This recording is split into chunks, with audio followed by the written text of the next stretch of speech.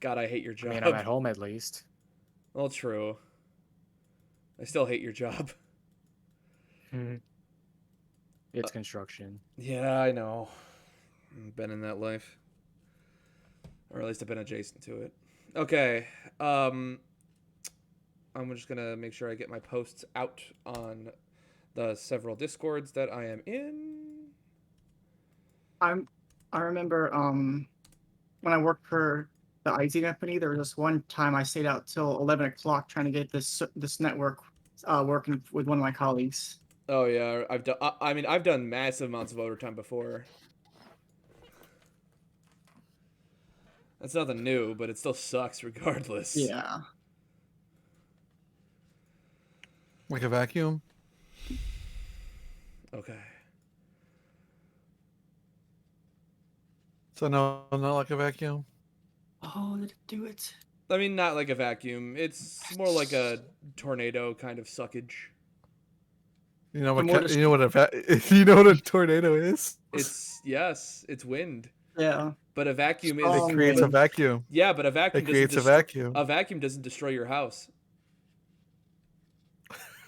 It can if you try hard enough. Don't give me that shit.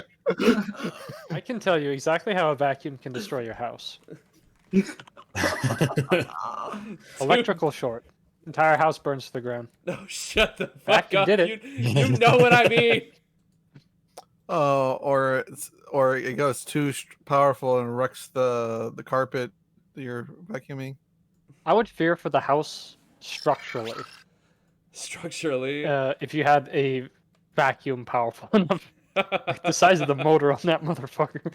Yeah, that's fair. I mean, you need a really powerful vacuum for that to work. But no, I'm gonna a guess you're gonna want emote only chat off, DJ. Is it on right now? Oh shit. Okay. A vacuum. And subscribers only. Oh. Sorry, I had that on because we were dealing with bot shit. Oof. But it's all good now. Vacuums, by the way, that's the electrical appliance you use is called a vacuum. Isn't actually doesn't get the name. The name didn't come from the machine. A vacuum was a description of the absence of, I guess, air. Huh. For example. And what happens is that it creates a negative and positive air pressure, which causes a vacuum to be created. That's how a vacuum works. It uses positive and negative air pressure to suck up stuff. Right. I just realized I need to do something really fast. Mm-hmm. I need to turn off text to speech. Oh. On the alert box today. We could see your Discord. No, not Discord, your Streamlabs. Ah, shit. Ooh, we getting all the deets. You don't see anything. All the details.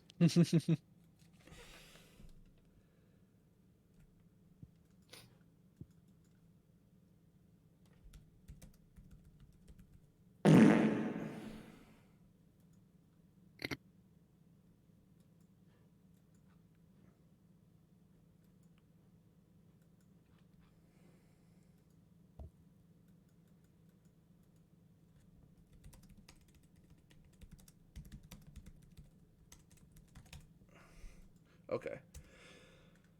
Oh, Jesus Christ. It just feels like everything is just fucking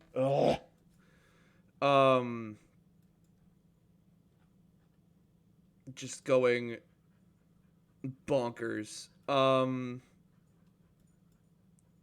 message is fine. Where is my text to speech? There we go. So I gotta turn that off. Bits text to speech, I think I already turned off. I think.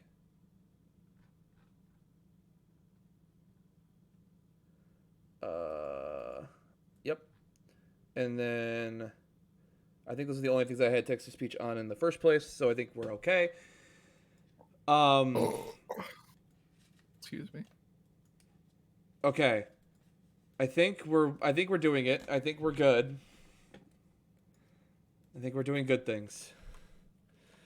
Fuck, it's taking way longer to get everything situated than it normally does.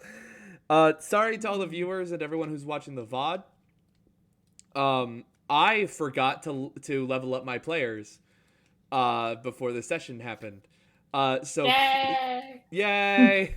So we have been scrambling for a decently long while. So just Jesus don't Christ. moan in my ear when I'm trying to address the chat. But we have a fun session planned out for today. It's gonna be awesome. I've got all of my notes ready. I've got some interesting NPCs that I'm sure my players are going to love. I've got dice. That was really loud.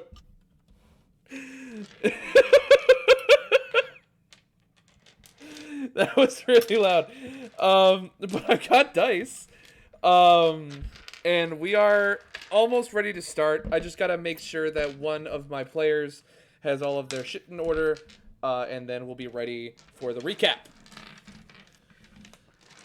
And then we'll be and then we will be ready. I'm gonna make sure I've got my timer ready as well for 2 hours and 30 minutes. It shouldn't run too long today. I don't expect it to run very long.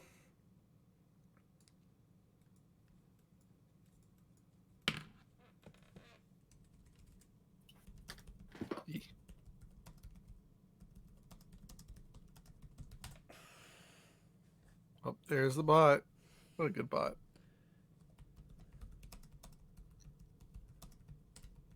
What? What? Discord. Me 6. Oh. Oh. I was looking in the Twitch chat, like, where's a bot I can kill? Eliminate bot. I shall smite thee. It's been so long since I've gotten a Exterminate. big follows bot. Destroy. I feel think it's like I because I don't- think they actually I gave don't up. exist. Right. I know, right? Yeah. It's been a while since Big Follows has showed up. Mhm. Yeah. And Haas has been more or less neutralized, I suppose. From the looks of things. Yeah, he gave All up. right, so Nero, I believe. Let me just make sure because those are incredible choices for spells. You can cast. You must expend a slot of the spell's level or higher. You regain all extended spell slots. Do you have to prepare them? Is the question. I believe Rangers just know spells. Okay, yep. Rangers They just don't- Yeah, I know don't spells. think They they don't gain- prepare anything. Which means Yeah, they Yeah, that they those don't get two enough spells you can for it to use matter. when you use a first level spell slot. You can choose either one of those spells to cast, and that's gonna go to that slot. It's essentially what it is. So you basically do spell casting like sorcerers do. It's just you know things. You know what spells you have. You don't have to have to prepare them at the beginning of each day. That's what I'm checking for. But you should be good. I think once you have those in written down in your character sheet, it's gonna be just a bit wonky for now. I'll go in and fix it when I get the chance. But I've got your 2 slots remaining. The slots total I'm gonna need to fix at a later date. But as long as you keep track of having 2 slots, then you're good. All right. At least I think that's how many slots you have. Let me just make sure, because if you have a high enough, you might have more, depending on how it's worded. You use your wisdom whenever a spell refers to your spellcasting ability. In addition, you use your wisdom modifier when setting the spell save DC. Where does it say? You know 2 first level spells of your choice from the ranger spell list. Okay. So, yeah. That's what it's going to be. So you know 2 spells. All right, cool. We are. I think we're ready. I think we are ready. Does anybody else need to level up? Is everybody else ready? I should be good. Yeah. Speak now or forever hold your peace. Did Speak now or forever be level 1. Or forever be Did level my- 1. Or forever did be my, level did, 1. did my stuff ever update for you? Because you said it wasn't that my numbers were low. Oh no, he was talking about like your volume Oh, no, I wasn't paying attention. because like he was just like Sorry. setting up stream. Yeah, I was Yeah, talking volume. about your volume. How do I sound? You sound perfect. Okay. Elias, Oh no, Discord wants to update. Elias, you're kind of low, but I think that's kind of Oh. par for the course. Yeah, that's usual. Yeah, it's usual. All right, you sound a lot better Usual. now. Megum, You just you need to just did lean yours. closer into the microphone. Nero, speak for Hello. me. All right, you're good. All right, cool. I think we got Very good. all of our levels in place. All right. Lovely. Now, All right. last time on D&D, our intrepid heroes were able to smuggle a family out of the walled city of New Soleus. But the way that they did it was rather unorthodox. They found, while they were running through the sewers, a flyer for the maiden voyage of the Lady Delilah, the greatest airship ever made. Full stop. Its extravagant maiden voyage and the incredible amount of movement that was in preparation for launch gave the team a perfect cover to stow away in one of the storage crates where a bunch of wardrobes were sitting around. Thaddeus and Tierlu both remained outside, and incredibly were able to convince everyone around that they were part of the crew. And because of that,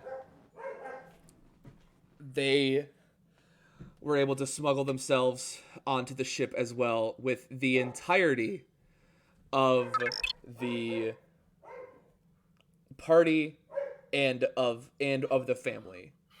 Well, I mean, minus a leg, but I mean, Liam's okay for the most part. But the problem is, when they first when the ship began to rock and move its way into the sky, much to the fanfare of the watchers below, the captain came on the intercom and stated that this would be a 2-month journey exploring Oribos in all of its wonder. Now our intrepid heroes have to find a way to keep hidden, or perhaps something else, to make sure that the benefactors' men that have been following them in the city don't continue to follow them outside the walls. Now, you're all in the cargo hold. Everyone has moved their way out. You are alone. What do you do?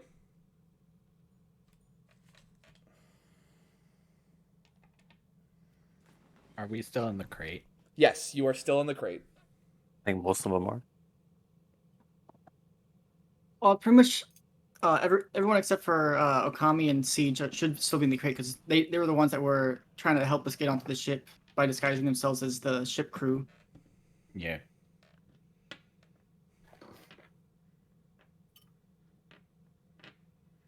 I don't know. There's anybody named Okami and Siege and Thaddeus and Tierlu.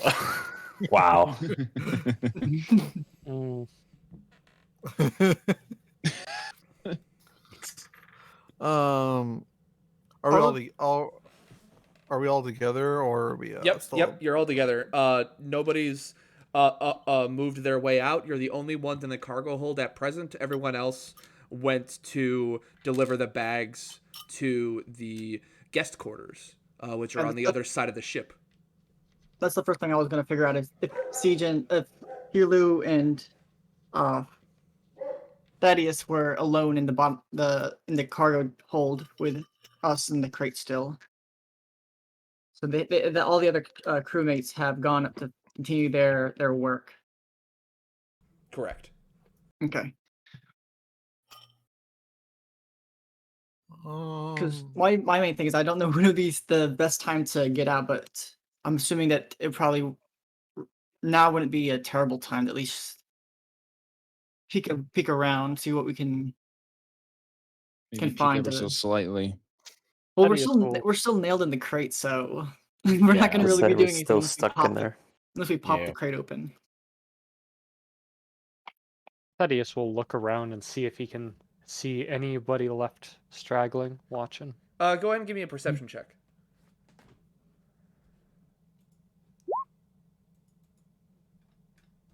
All right. You don't God, see I anybody. rolled so well yesterday. You don't. You Um, don't see anybody. You're pretty sure you're alone. All right. He would go and pry the box open. All right. Take the lid off. Yep. You pretty deftly are able to remove it. Given that the main seal was broken the first time, you open it up. It opens up without too much trouble, and everyone's inside. excuse me. I would like to look for some spare or dirty uniforms. Go ahead and give me a perception check as well.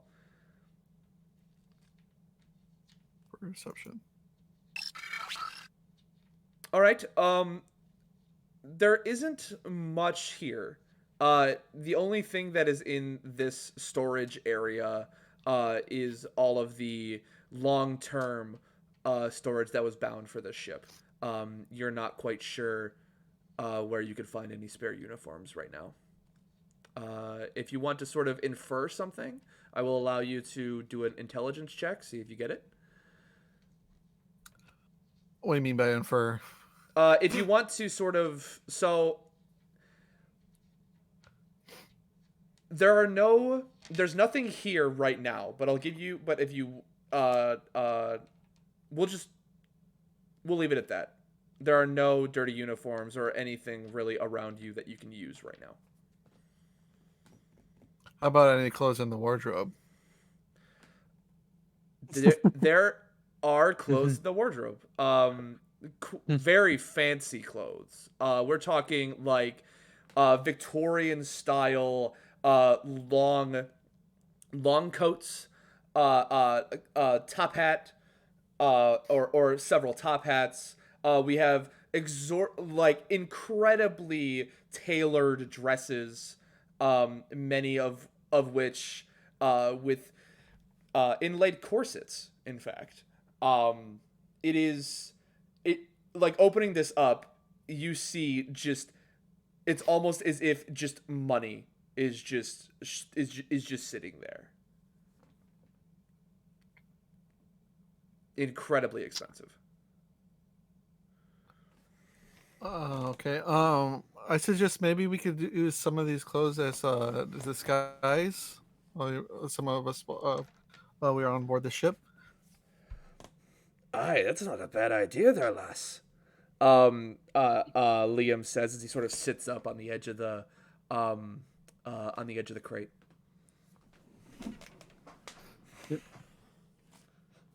My main thought about the clothes is if the owners of the clothes end up seeing us if we go on deck and they notice that's their clothes, would we be Yeah. outed? As that's my main thing right now, or would there be Do other that. people on shore on the boat be wearing similar clothes that we'd be able to disguise ourselves in? Do the clothes monk. appear to be custom tailored? These aren't store bought or anything. You You don't know. Mm. It looks like these clothes could fit some of you. But as for the quality of fit, you won't know that unless you put them on. Well, I'm asking if like they looked like they were sold at a store or if they were like specifically made for the owner. I go ahead and give me an investigation check. Basically, the question of do they buy on the rack or not? Yeah. hmm Basically.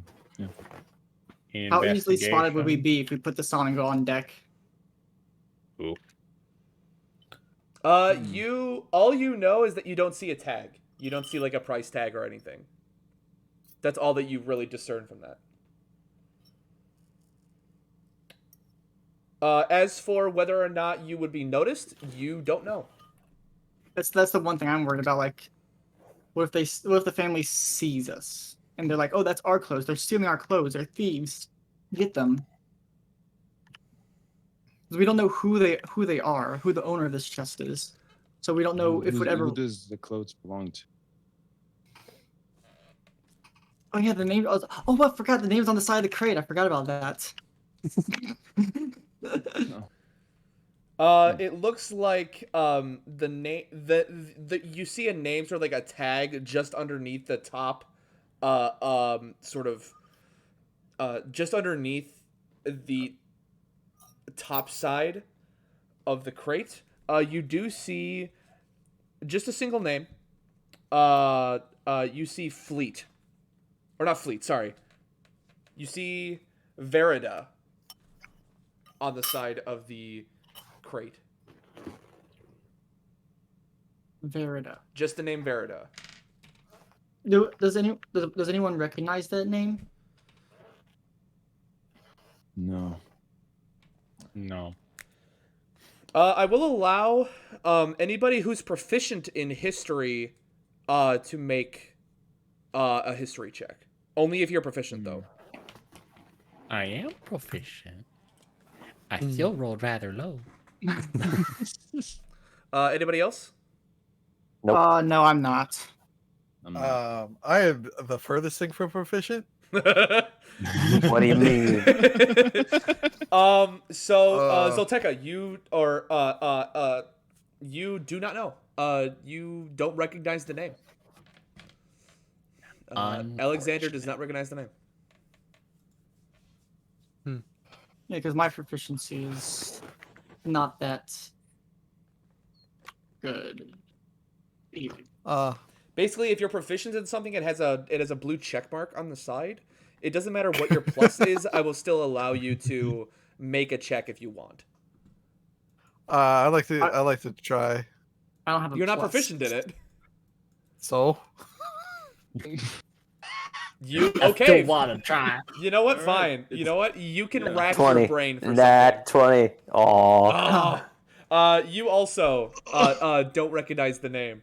In fact, you're pretty sure that you are in your mind, the only thing that screams Verida to you is like a canned food company. oh man, I'm hungry.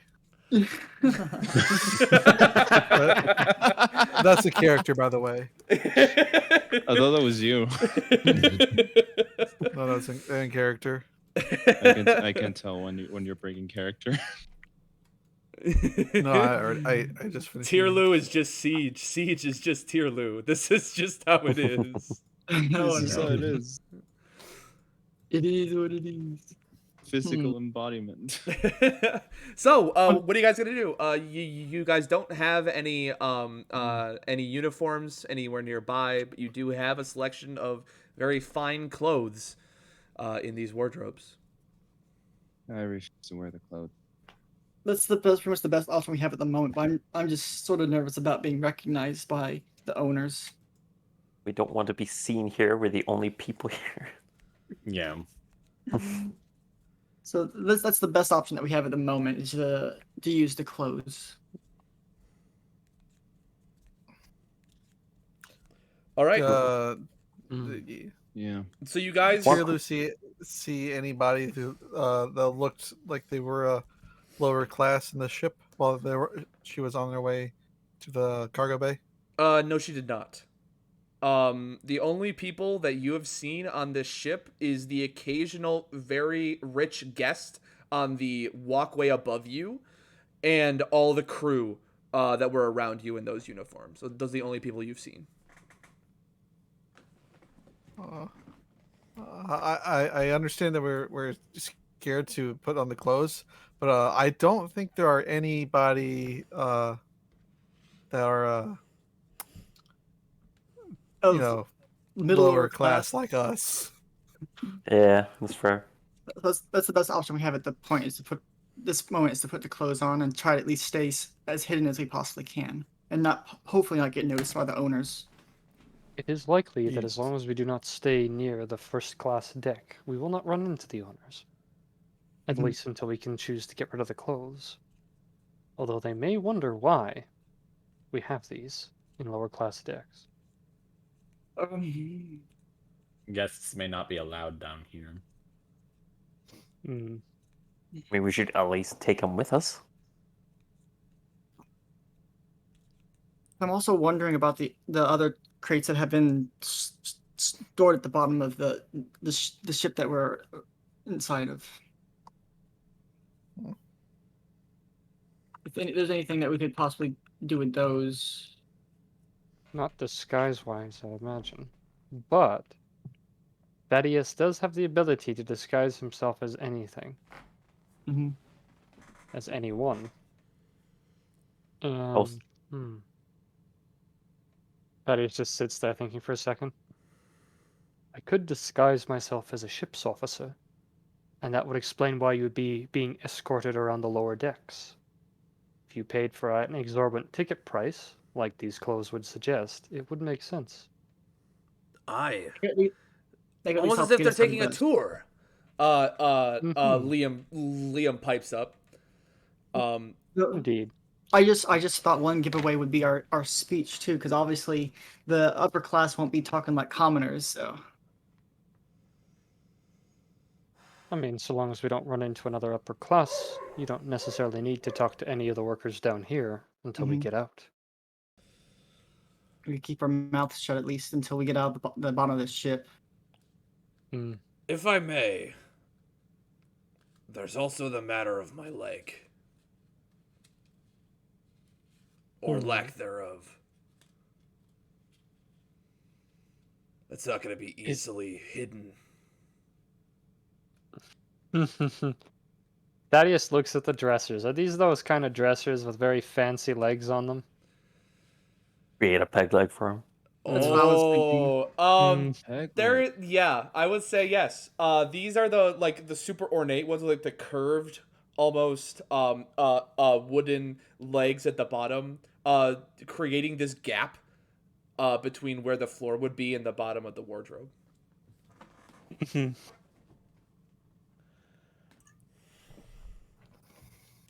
Thaddeus would ask Tierlu to break one of those off.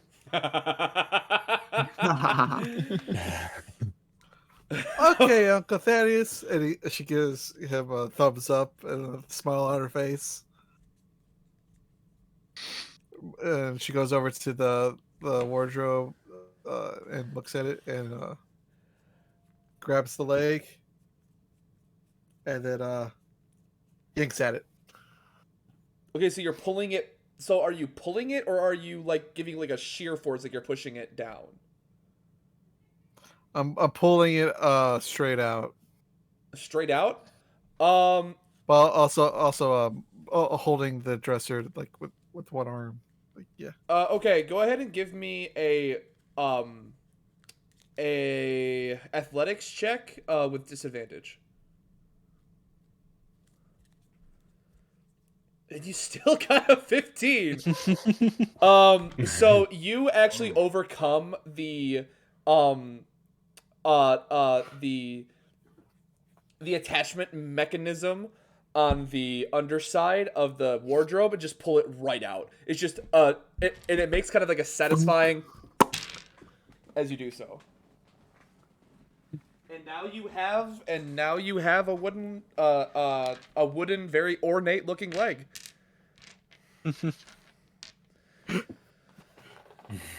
Thaddeus looks at the group and says, "Is anyone particularly skilled at crafts?" Define crafts. Woodworking? That would be a no. Let's trying to figure it out. I thought What would that be? Merrick, I think you. I was gonna say I got the artisan. Yeah, you have an artisan background. I think that counts. Okay. That would. I think I that could counts. see what I could do with this. Absolutely. So, go ahead and give me. Let's see here. Go ahead and give me a dexterity check. With advantage. Dexterity. Just flat dexterity. Oh. You did get a 10, so you do make something that is workable. It's not pretty, but you are able to sort of sculpt the upper part of this sort of leg into something that can fit over the stump that is Liam's missing leg. You'll have to attach it somehow though, but it's workable. Okay. What do I have? Does anyone have a good idea on what the best way to attach this would be? Some kind of straps would be probably the best move. There Do might we have have been any- some belts in there. Are there any belts or They anything have the to way have we could giant gold buckles if there's belts in there. There will be. There are quite a few belts, as a matter of fact. Most of them pretty standard. It seems like that while the suit itself is rather extravagant, it looks like the person was very modest with their accessories, Okay. which isn't really saying much, but Yeah. but there are a couple of belts you can use. So go ahead and give me another dexterity check. Real quick, am I able to cast Bardic Inspiration? Yes, you are. Absolutely. How do you I'm inspire? gonna use it. How do you inspire Merrick? Okay. Man, I can't believe you were able to make a leg. That's awesome. Let's see what you can do with the belts and see if we can make a harness to fit his leg. I believe in you. You could do it. And with those encouraging words, Merrick, you get a D6. D6. Yes, you get a D6. With the dex. So you can, you can use the D6 on your dexterity roll, which you will also make with advantage. Okay, so I do dexterity and a D6. Correct. Okay. You won't even need it. With the sheer amount of like something about Tierlu's something about her encouragement just fills you with this innate determination, and you skillfully and deftly wrap around this this belt in such a way that it easily attaches the new peg leg to Liam's form. He kind of looks at it like amazed, and he kind of like feels like the new joint, and sort of tries to move it around just a little bit, and he has this look of amazement on his face. He's like, "Help me up," and he sort of like holds out his hands out to whoever's there. I'll help him up. Okay.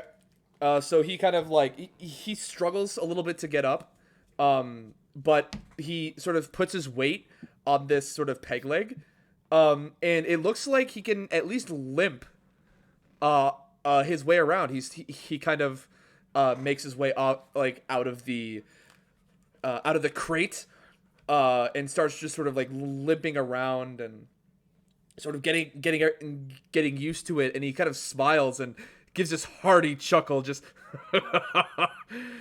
you know, you're all right. This is almost better than my old one. All right. So let's see if any of those clothes fit. And you guys give him a peg leg. Well done. Well done indeed. So there's different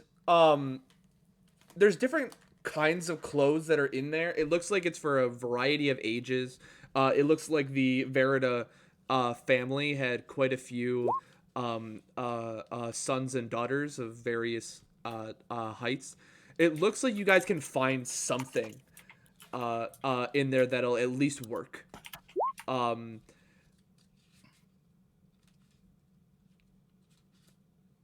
Even Tierlu, surprisingly. Although Tierlu will likely have to use like a suit instead of the dresses are very small for her. The dresses are skirts. The dresses would be skirts, yes. It'd probably be a better idea Oh. if I use the worker uniform. They all love me. Well, the uniform that you had on was a minor illusion. No, it was an actual uniform. Yeah, you asked for a new shirt at the very Oh. end of the session. Yeah. Oh yeah. I forgot about that. Yeah, so did I. I completely forgot. That's absolutely true.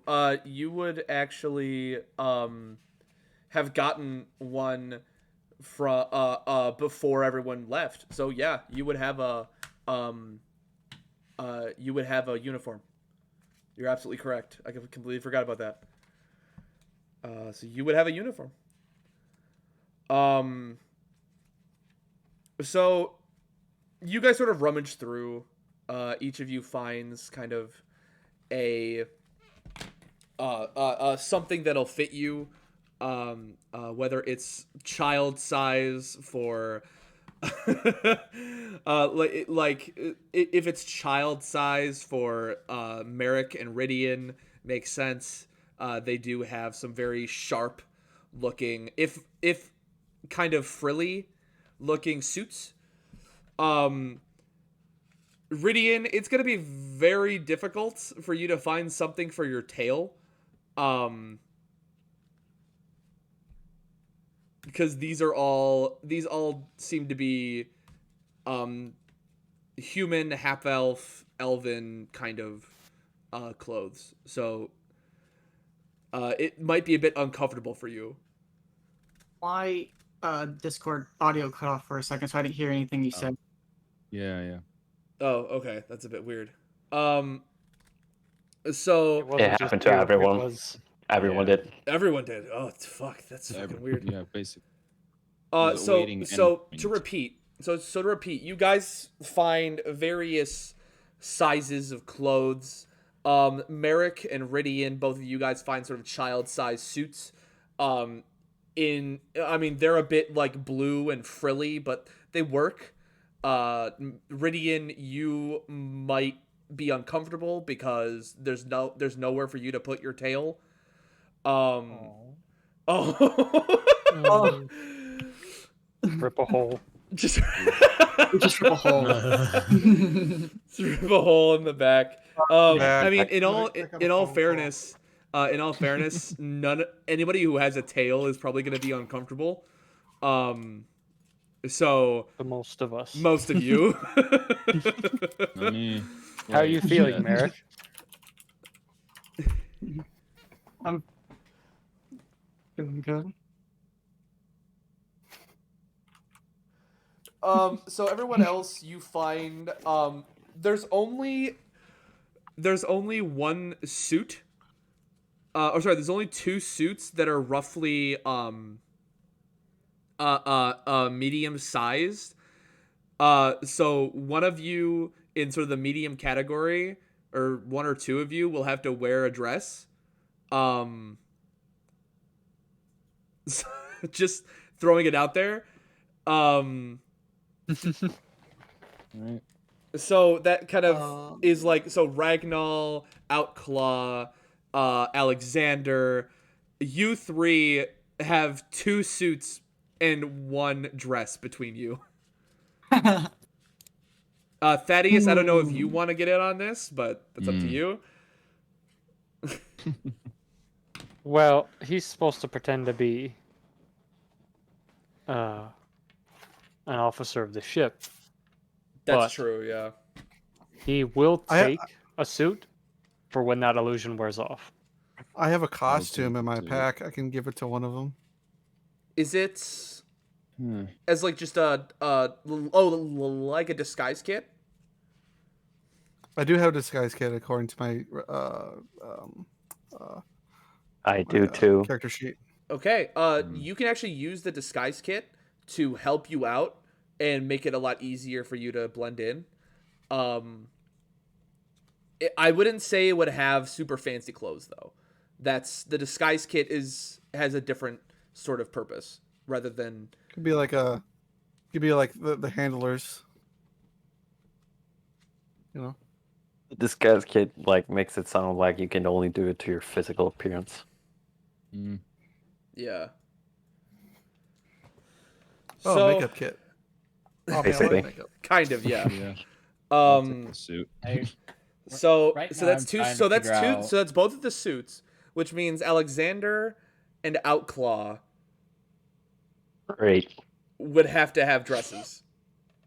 Awesome. I'm trying to figure out what kind of tools would I need to retailor something. I believe you would need specific. So is there like a? I'm looking at all the tools and I'm not really seeing what that really matches. You would need a sewing kit, which I don't believe anybody have. Okay. So you would need some sort of sewing kit, and you'd need to be proficient with it to retail or something. The fits, honestly, the fits that you find on for these clothes are decent. They're not terrible. They will pass for what you guys are trying to do. The kids get a couple of, or the girls get a couple of dresses. Elaine gets a dress as well. Liam kind of squeezes himself into sort of an older boy's suit. Jesus. It's very tight around the chest and shoulders, and he looks incredibly uncomfortable. He's like, oh, sometimes I hate being short. Elaine kind of giggles and You're welcome to try on the dress. I don't think I can pull that off, but I think you could. I think you've got the form for it. You use me? You look strapping in that dress there. And with all the makeup, he would be pretty cute. Jesus My only Christ. question. Yes. Is there one of those fancy fans Yes, there is. in there? There's quite a few, in fact. I'll take a dress. So it's Jesus. Zoltek, Alexander. Alexander, and what's Nero's Outclaw. Outclaw's Alexander and Outclaw wearing dresses, or is Outclaw gonna wear a suit? Outclaw is in a dress because Ragnar and I'm in a Thaddeus dress. took suits. I mean, at least you don't need to worry about cutting a tail hole. Jesus. How is Rydian doing, by the way, in his child-sized suit? Can someone cut a hole for my tail? He's super quiet. Just guys. Oh, excuse me, guys. I have a little bit of a problem. Excuse me, somebody please. Could someone please help me? Anybody have scissors? I love that we fucking got onto a ship and we're playing dress up right now. Jesus Christ. Hey. Pretty much all I have on me is a dagger. That'll work. That'll work. That'll work. Sharp. Let's use it, please. Please. I I can hide my fucking thing under the dress. can use my dagger to at least assist him with that. Okay, so Rydian, you are able to get a hole for your tail. Yay.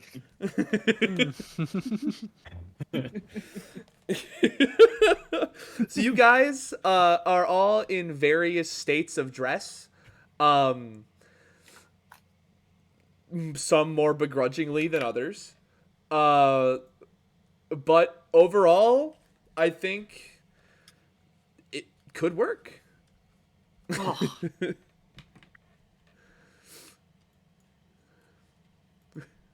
Just my work. Elaine kind of pipes up and goes to Alexander. Oh, you you're a natural, darling. It Thank you, dear. It truly matches your eyes. Oh, I thank you, dear. You look gonna- you look quite smashing as well. Why, thank you. Jesus. She does a she does a does, small she does a small curtsy and the the children kind of do as well, except for Olivia, who has somehow found her way back over to Ragnall and is kind of like helping him get into the suit for some reason. Oh It's like, boy. no, you're gonna mat up your feathers, dummy. And she kind of like helps with your arms. Just I never wore a suit before. You never Does you never went to party or anything like that before? What's a party? Aww. damn. It's okay. We'll go to a party sometime. Okay. does Alexander have a disguise kit? I do not. I have jeweler's tools. I could If you maybe, like- disguise him, I can disguise myself. Yeah. Let's put a little bit of makeup on you, hon. I say jokingly, teasingly. I haven't messed with makeup in ages. Hinting that you have done before. Listen, it's not my first time in a dress.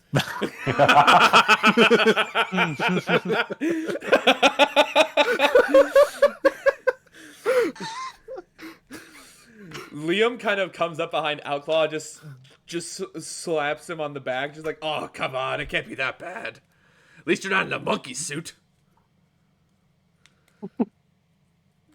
He can barely move his arms, by the way.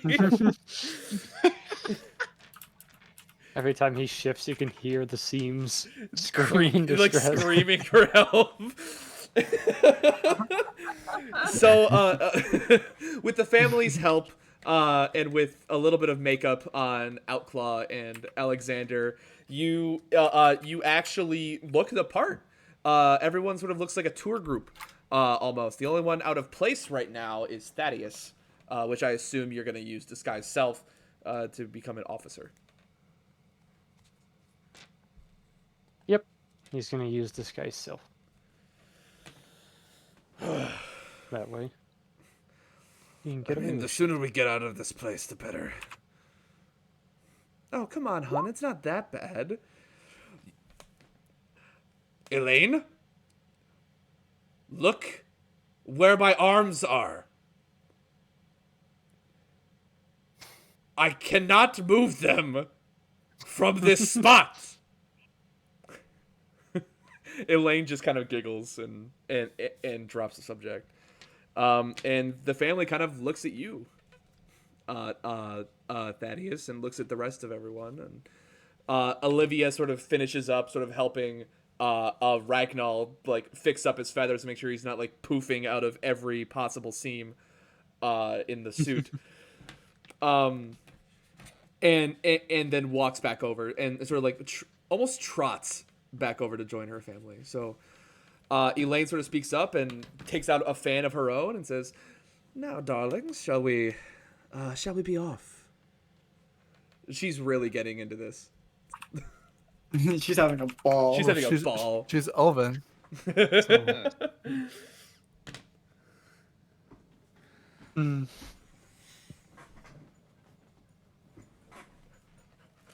Thaddeus just kind of shakes his head a little bit at all of what's going on here, and looks around to see if he can find a ship schematic.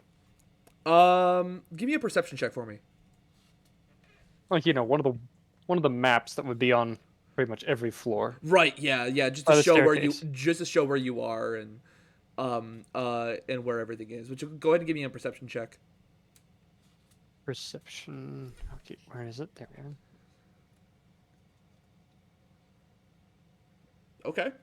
Oh wow. So you are you find one over by one of the exits. It's kind of like this almost a top down kind of schematic of the ship with small lights dictating the different areas, and you notice that starboard storage is lit up.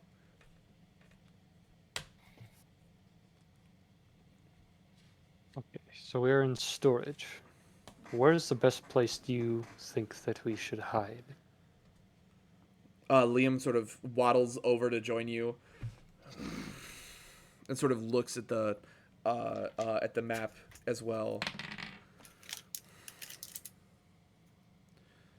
Do you see that they split up the two hulls, or sorry, the three hulls? It looks like the one that we're in, the starboard one, it looks like this is the crew quarters, in fact. You've got crew quarters, you've got sort of crew kitchens, and of course the storage here. And it looks like the other side is the guest quarters. But you would have to pass through the central hull, which is, good lord, it's massive.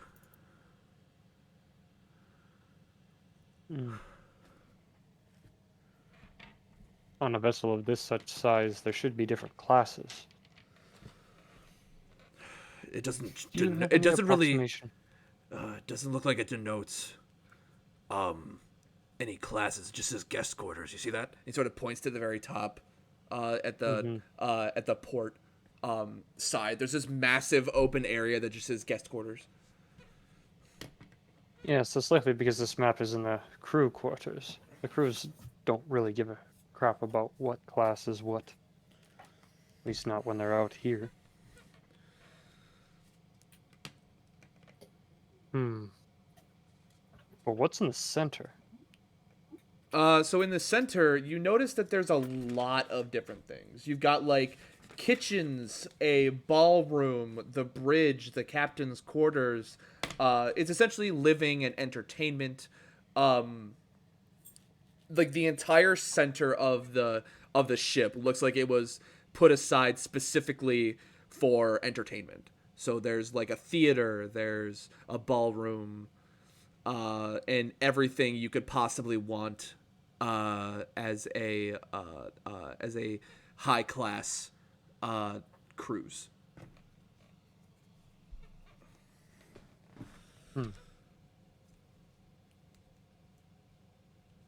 They have a theater on an airship. They have a theater? Oh no. Yeah, center hull. Tierlu, center hull. There's... How are we gonna get over to the... How are we gonna do this, Thaddeus?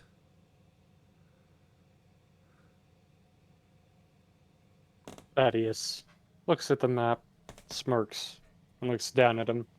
We're going to have to bluff. You think the entire group can bluff? I'm sure Alex has.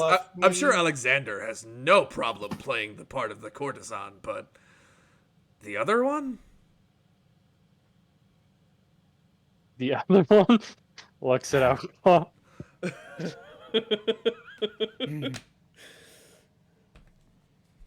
On the other one again, and this one is gonna fucking cut you. Like, open up my cane a little bit.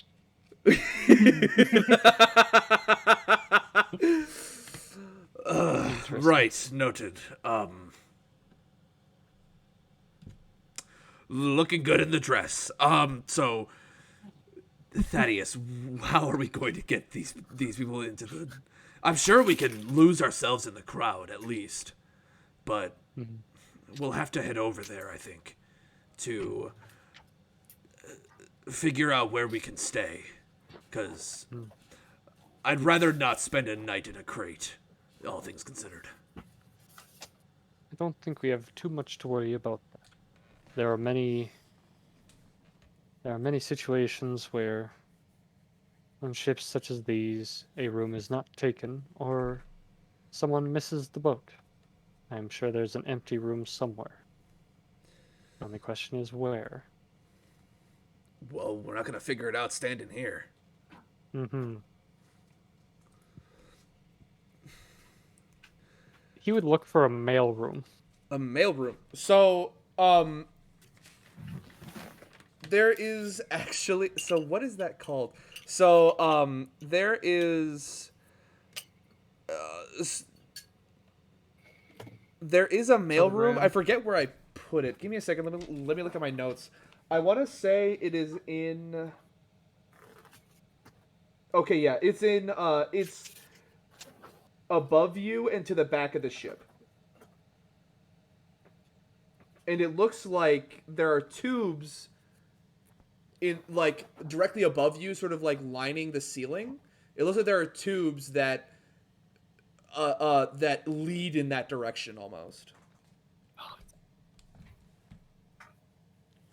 Theoretically, if there's going to be a list of who was on the ship and who was not in each room, that would probably be the best place to look first. What do you all think? Like a good idea. I have no. I don't have any arguments. Yeah, I have no arguments against that decision. Oh, A plan from Uncle Thaddeus is a good plan. all right, it's decided then. Thaddeus shakes his head. All right, it's decided then. Now remember, we are a tour group. Thaddeus is our leader. We follow his lead.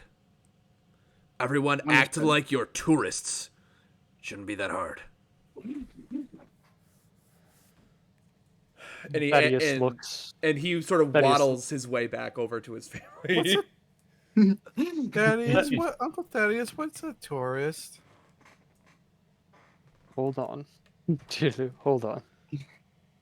He looks at Liam and says, I think the perfect cover story is that you and your family are engineers who built this ship.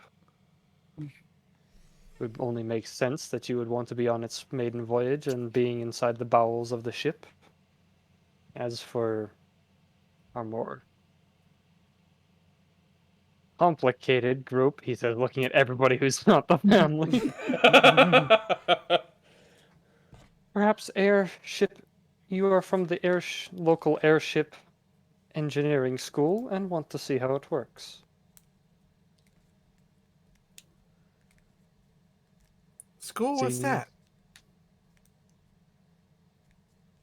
He just stares at you.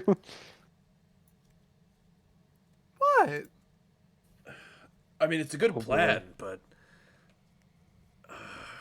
what if somebody asks the name of the school? Does Thaddeus know the name of a local school?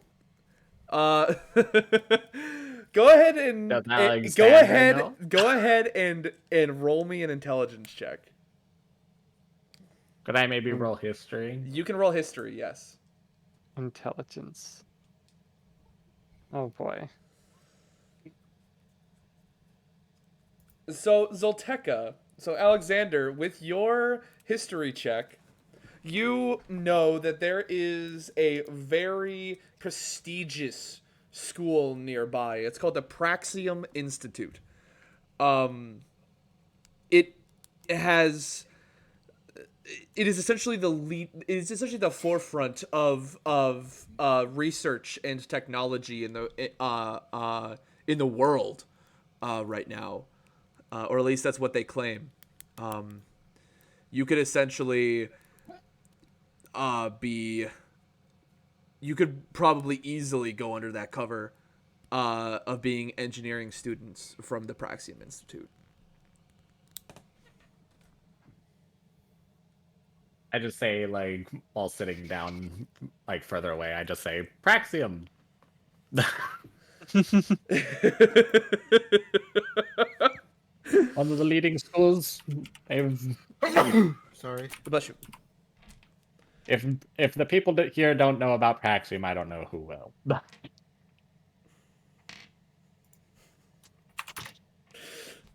Ideas nods, pretending he knows what that is.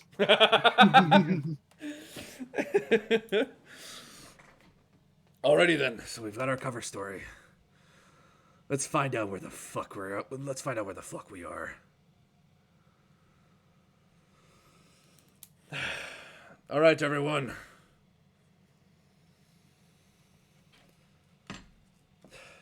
Thaddeus, we're following you.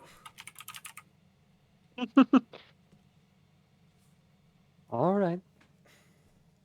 Thaddeus kind of walks in the direction of where it should be. Alright, so you guys are sort of walking towards... And casts his spell. Okay, good. So you guys are kind of walking towards the back of the ship. You guys notice that it is... Like, this ship feels more massive on the inside than it was on the outside. It's like you're walking through winding corridors and straight shots that seem to go on forever. And you notice several rooms, but considering this is the crew's quarters, it's not nearly as extravagant as the outside of the ship would lead you to believe. It's a lot louder. Over here, you guys feel you guys hear the hissing of steam. You smell the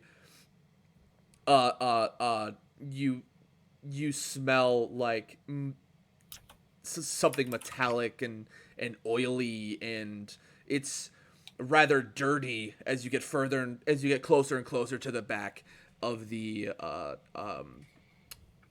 of this side of the ship.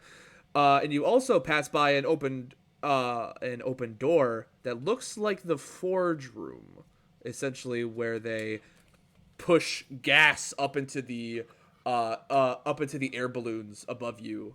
But it looks like you're on the right path. The tubes are leading you in the right direction.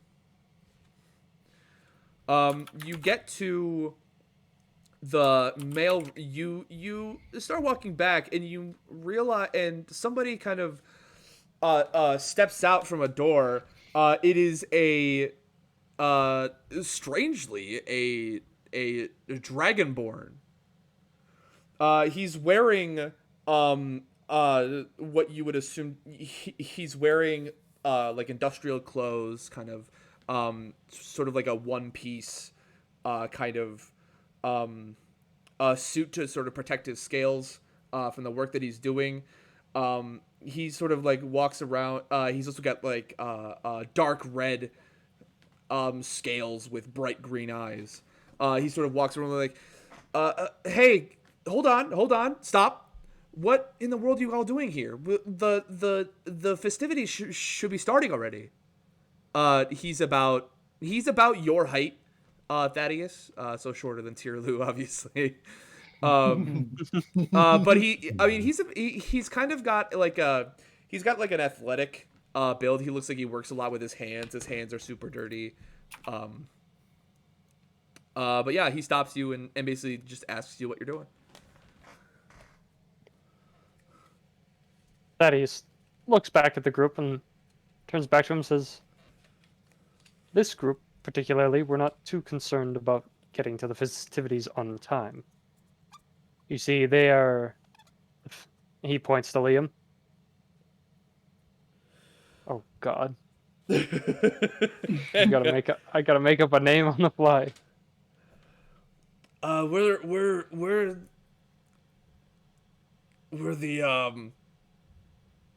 the Veritas, and or at least me and my family here. And he sort of pulls his wife forward. We actually designed this ship together. Surely you've heard of us. He's gonna roll a deception check. Uh-oh. The Dragonborn sort of looks quizzically at them and he says, "Verida, huh? I mean, if what you're saying is true, then by all means, I must ask, I'm in love with your. I really am in love with your work. Having the privilege of working and being in charge of a ship like this it really is just a dream come true for me, Mr. Verida." And he kind of like holds out his dirty hands and he sort of wipes them on his coat, and he sort of holds out his hand again. Liam grasps his hand. Of course. What's your name, son? My name is Corbin. Corbin, sir. Lead engineer on this fine vessel, the Lady Delilah. It's wonderful to meet you, sir. Do you got a last name, son? I'd rather not discuss it here, if you don't mind, sir. It's it's a little embarrassing, to be honest. Oh, it can't be that bad. I just rather not. It tends to paint me in a wrong light. I'm sure you, a man as traveled as you, I'm sure you have met several Dragonborn in your travels. And it's at this point that he finally notices Tyrlu in the back, and he's sort of like looks up and he's kind of in shock. He's like, "Oh,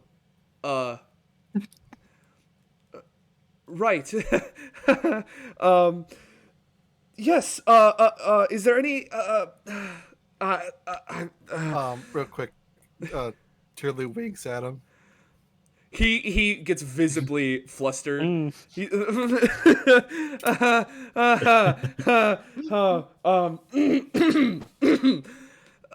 yeah. Is there any is there anything I can do for you, everyone? Is there anything I can do with this humble Dragonborn? Is there anything we can do? He is very visibly flustered and trying not to meet Tyrlu's gaze at this point. Please, if there's anything I can do, just call for me. I have a feeling he sort of wants to just get out of there and forget that ever happened. He's incredibly flustered at this point. So, I must ask, sir, Mr. Officer, I'm so sorry. I didn't even ask you your name. Stupid. It's again. I'm Corbin. I already said that. Damn it. What is your name, sir? If you don't mind me asking. I wish to call you by whatever you wish. Thaddeus looks at him and says, "Officer Trevalier." Officer Trevalier? Or Trevalier? Vier. Vier. Of course, officer. Of course. might I ask where you're going? Do you need an escort?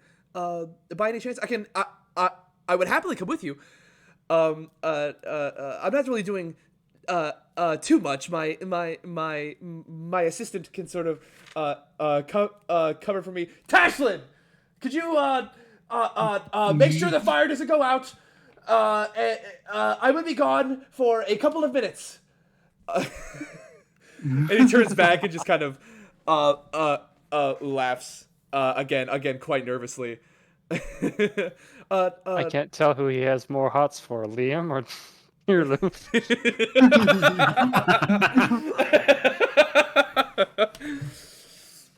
You just flushed over the entire situation. Plus Tyrlu doing the wink probably didn't really help.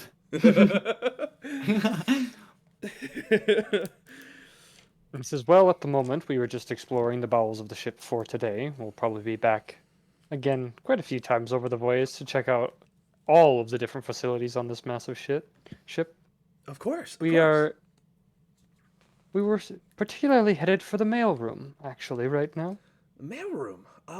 Interesting. Not many people look for that. I assume, Lord Verida, you're looking for the mail delivery system. Is that correct? Yes. Yes, my boy. I wish to make sure that it's all in working order. Oh, fantastic. Sure. Go. Follow me. And he sort of starts bounding down the hallway. He's very excitedly. You can. It's hard to tell what he's thinking without an insight check, but he seems very excited. Who's closest to Tyrlu? I don't have detect thoughts, but I would be so curious.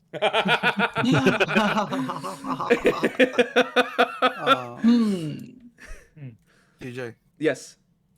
Who's closest to Tyrlu? Who's closest? That's up to you guys. I believe the family would be right next to Thaddeus. But where the rest of you guys are, would be kind of,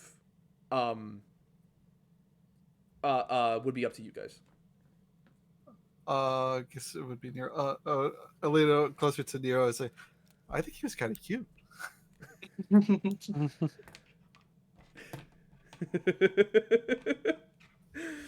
Does Thaddeus overhear that? I have to know. You probably Does do. anybody overhear that? You probably all do, unless Tyrlu was specifically trying to hide it. Wait, he said that to who? Meant to say whispering, but Oh, whispering to you, Nero. That. Oh. Yeah. I'm good, thanks. Good thanks. I'm good, thanks. wait, what? You're What? so- What kind of Nero? reaction is that? Oh my. Nero? Nothing. I don't understand the situation. You got. You remember? Nero's character is also wearing a dress, if I remember. The dress. Yes. He's currently too alpha to understand what's going on.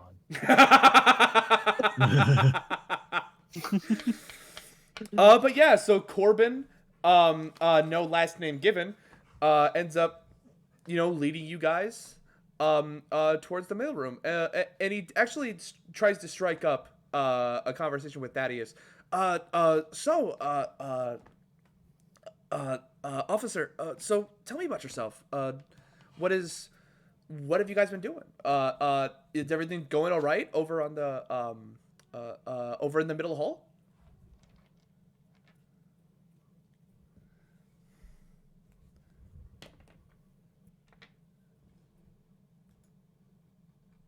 Uh-oh. He was He was- talking to Thaddeus. Yeah, he was talking to Shit, you. I missed. Sorry. So essentially he's trying to drum up some casual conversation, essentially asking, like, is everything going all right in the middle hall? Tell me about yourself, like, what's going on? Just trying to find any way to drum up a conversation to break the silence.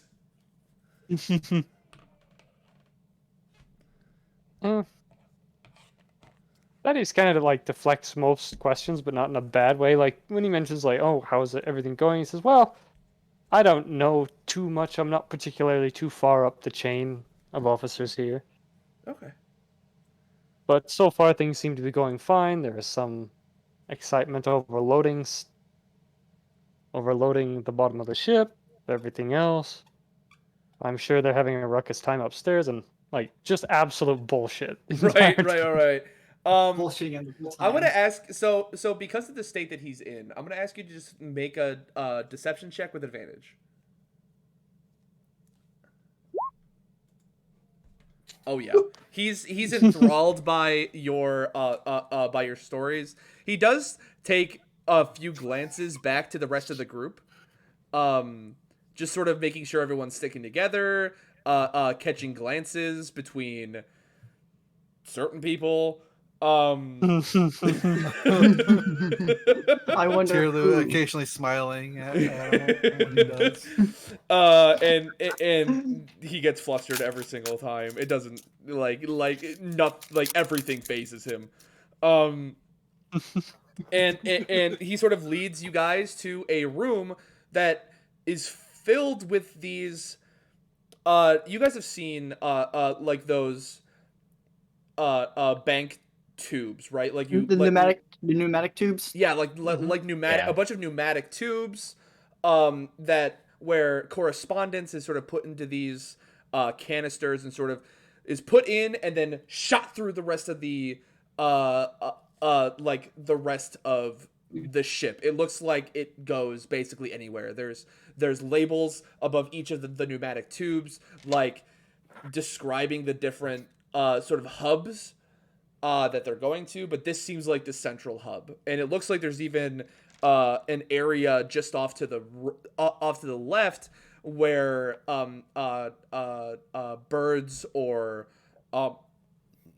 where like birds can go in and out if they're receiving correspondence from outside. Okay. So and Corbin sort of like speaks up, sort of turns to the rest of the group, sort of trying to keep his head down a little bit. So here we are. Everyone, this is the mailroom. I have to say, Mr. Verida, the pneumatic system is truly ingenious. We've had 0 hitches so far. We've already sent over 100 letters of correspondence to the various different hubs around the ship. It is truly spectacular, I must say.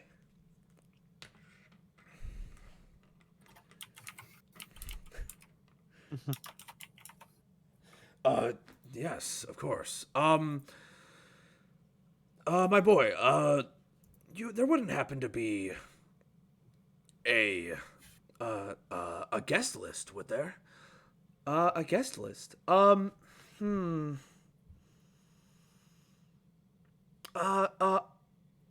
you what, sir. Let me go into the back. I'm sure there's a lot of documentation back there. Let me see if I can find it for you. As for the rest of you, I bid you adieu. I will be back momentarily. And he sort of whisks his way to the back of the mailroom. It doesn't look like there's anybody manning the mailroom right now. So he kind of leaves you guys alone here. Just sort of explore at your leisure, or just talk amongst yourselves. Thaddeus might look around to see if there's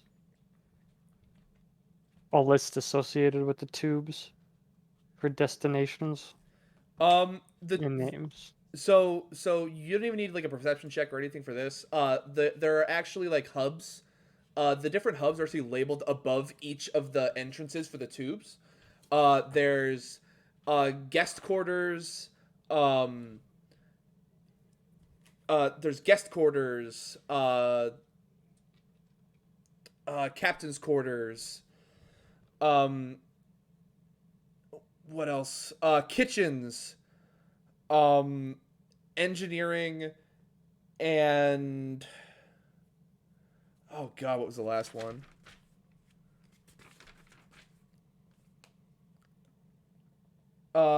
And we'll say central. All it says is central. At the last one. So this is not like a point where all the mail gets sent out. Just sort of it's like the starting hub, and they get sent out to other hubs all throughout the ship. Correct. That that's what you infer essentially, or that's what Corbin sort of specified. So this is not the final destination for the mail.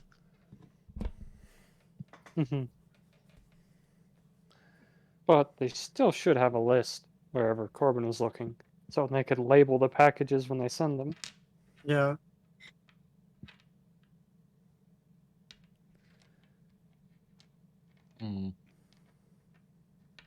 Is there anything? What are you doing? He's a strange.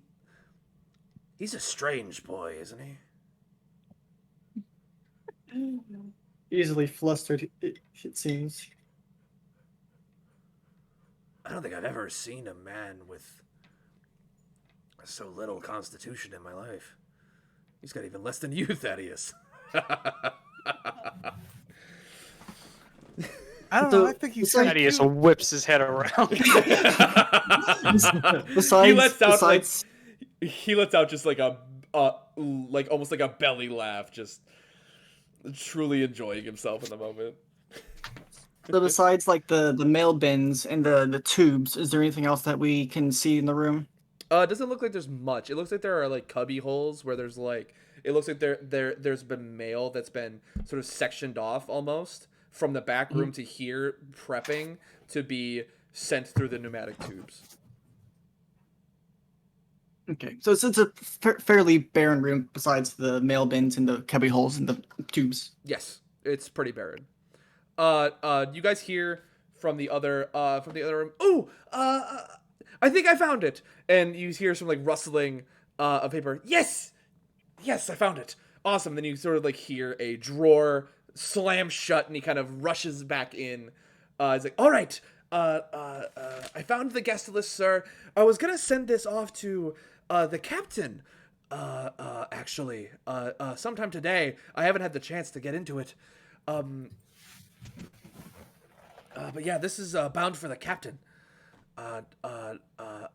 Would you mind taking it to him when you're all done with it?"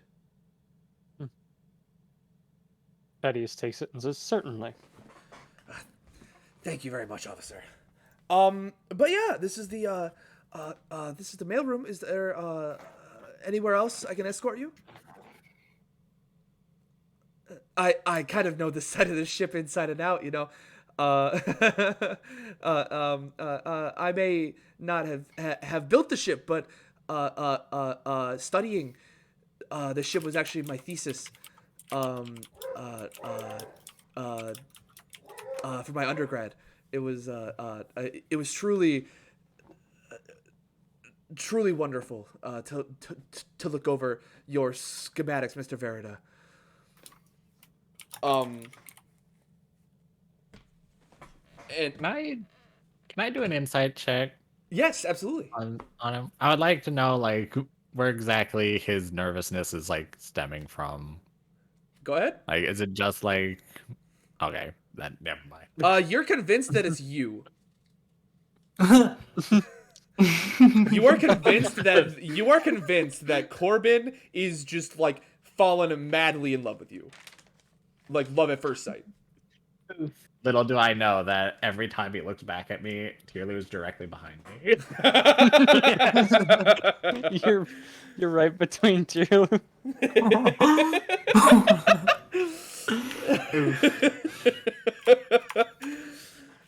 That's a little bit of a yikes. But yeah, so this is basically where all the correspondence goes.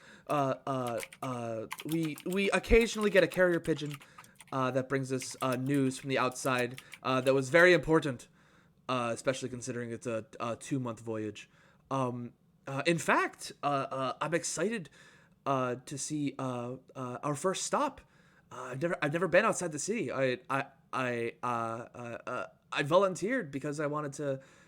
You know, see, I'm so sorry. I'm rambling.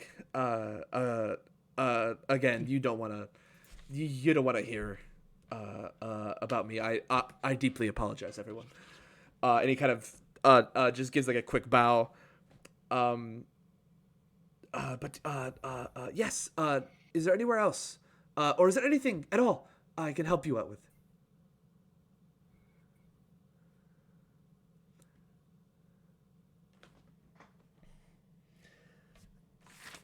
Oh shit! I just dropped all my dice. Uh-oh. Well, everyone, any thoughts?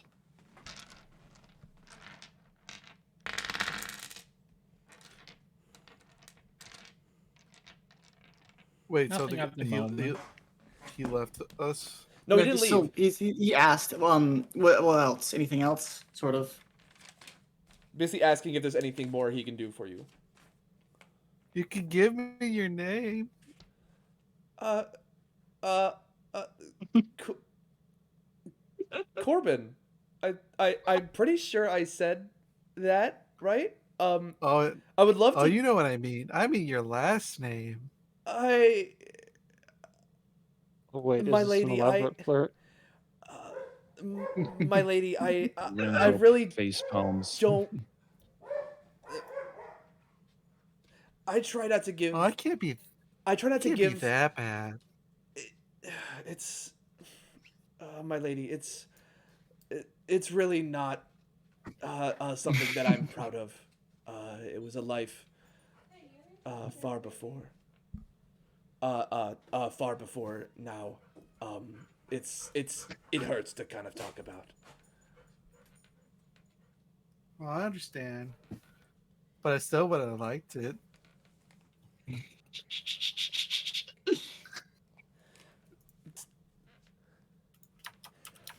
But yeah.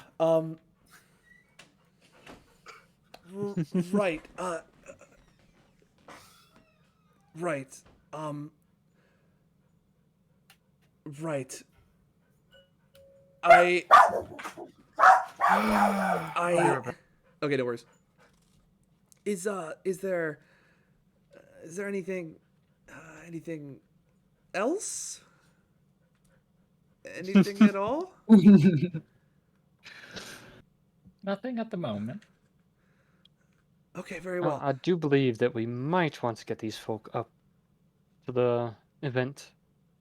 Yes, of course. But we will be down here again to resume looking in the coming 2 months, I'm sure. And Yeah. we will come right to you first. Absolutely.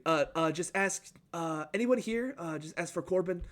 They know who I am. I would be happy to assist you in anything you need. But yeah. Please, feel free to come see me whenever you guys like.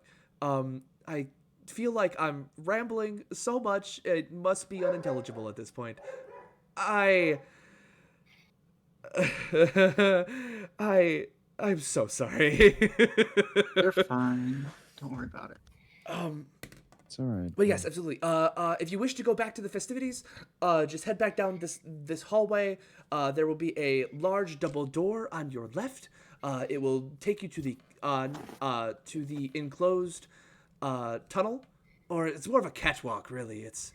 I don't think we ever decided what to call it, but essentially it's a walkway. It's an enclosed walkway that connects the two hulls. So you guys can go back to the festivities back that way.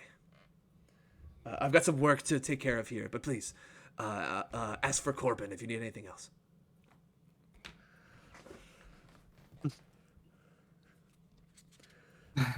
Really got. Oh, go ahead. I was gonna say, really got him worked up. That's an understatement there. Tirlu mouths right me. You didn't expect his scales to be able to get more saturated. Even he's got dark red scales, right? His entire face becomes like cherry red. Like the entirely cherry red.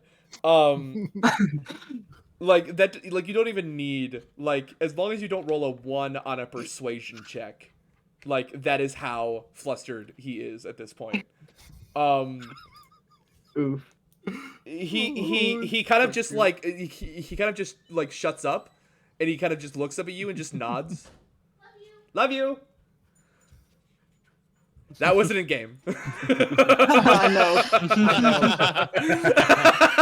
Imagine if it was. They would have just immediately dropped the ball.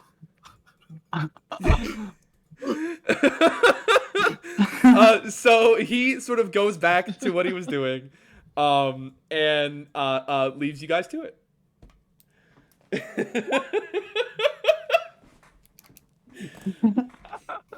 I love Corbin.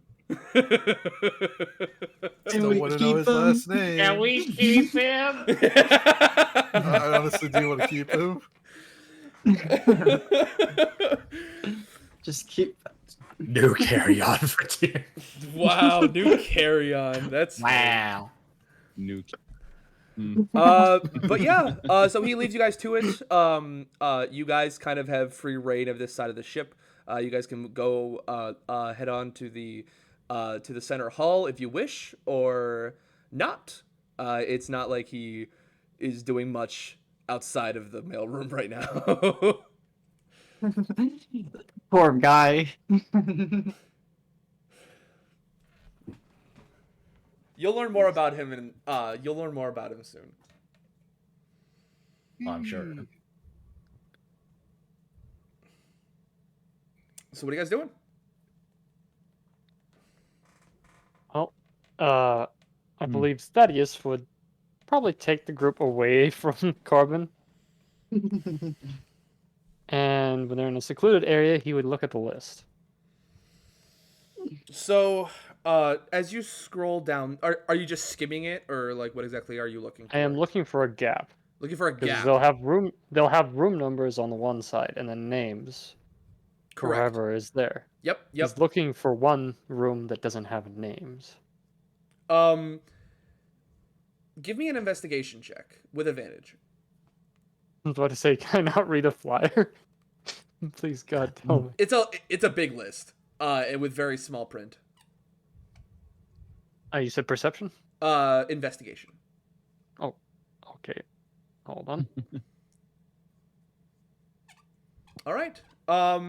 As you're going down the list, you notice that some of the lower level ones are they're not exactly open, but you notice that there are two names that are crossed out. You can't figure out what they said before, but whoever was assigned to that room for whatever reason is no longer, you infer that they're not in that room anymore. It's basically like the lowest deck of the guest ship. Or the guest hull. Well, that sounds about third class to me. Did you find something? Liam sort of asks as he tries to look over your shoulder, but he can't really move in profound ways. He asks what, because I missed everything that you said. He's like, did you find something? He says yes, there appears to be some located at the lowest part of the ship. Well, probably a little bit out of our attire, but how many rooms? Even if how we many get, does it say? Just two. I would say even if we got one Only room, it'd be two. better than where we are now. Only two, but it is unlikely that they would check those rooms, so long as they remained locked. That's a good point. I don't know how we're all gonna fit into two rooms, but we best be getting cozy. Do we know how many beds and whatnot there are per room, or? You don't know. You don't know. Okay. You'll have to figure it out when you get there. It all depends on what kinds of rooms are vacated. Okay.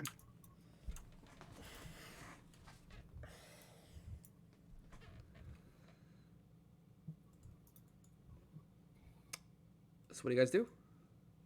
Yeah, I would think that going to those rooms would be a good idea. Mm-hmm.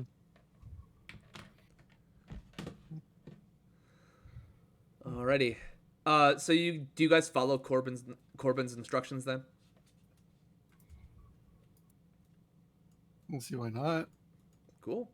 So you guys walk down, back down the way you came until you find sort of a big, dark wood door on your left. It's the only double door that you've seen. You push it open, and it sort of leads into this long hallway. As you walk along the hall, you actually end up between the two hulls of the ship. You as you pass by these glorious windows that sort of form a dome above you, you look out and all you see are just clouds and sky. It is it is basically midday at this point, getting into the afternoon, and it is gorgeous. You've never seen vistas quite like these, especially not from a height such as this. It looks like you are ascending still. You haven't reached the reached the precipice of your ascent yet, but it looks like you'll be passing through some clouds very soon. And it's truly a surreal moment for each of you, especially those who don't travel very much, especially not by the air. As you walk past this tunnel, and you go to the other set of double doors and you open it up, you are in a extravagant, very large hall. There are stairs. There are ornate stairs leading up one side that kind of take two ends of the room and curve their way up the cylindrical side of the walls, leading up to a loft up above. Some warm light is coming from that area. On the other side is a massive hall, large open ceilings with skylights above, chandeliers hanging from chandeliers hanging with pillars sort of jutting up on either side, sort of bisecting the room. This looks like you have arrived in the grand ballroom. There's a couple of people nearby. They're paying you no mind. Some of them sort of give you sort of glancing looks, but your disguises are work well, especially at a distance. They don't really pay you much attention. But it seems like from the people you are seeing, there are masks that are being worn by a few of them. A few.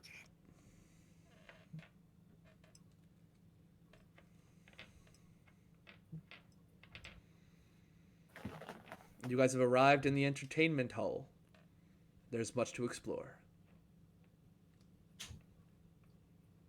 Okay. So there's a few people that we see with masks and not like a majority? Correct. There's maybe half a dozen, which sort of are in two separate groups at either ends of the hall. They're kind of having their own conversations, sipping some wine. But for the most part, they're sort of doing their own thing. It seems like they're.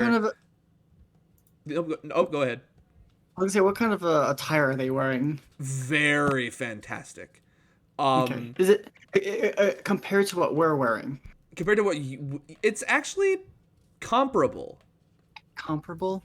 Yes. So, that just throws some flags for me, just right there. People wearing comparable clothes to what we are wearing, and they're wearing masks, and we don't. We're not.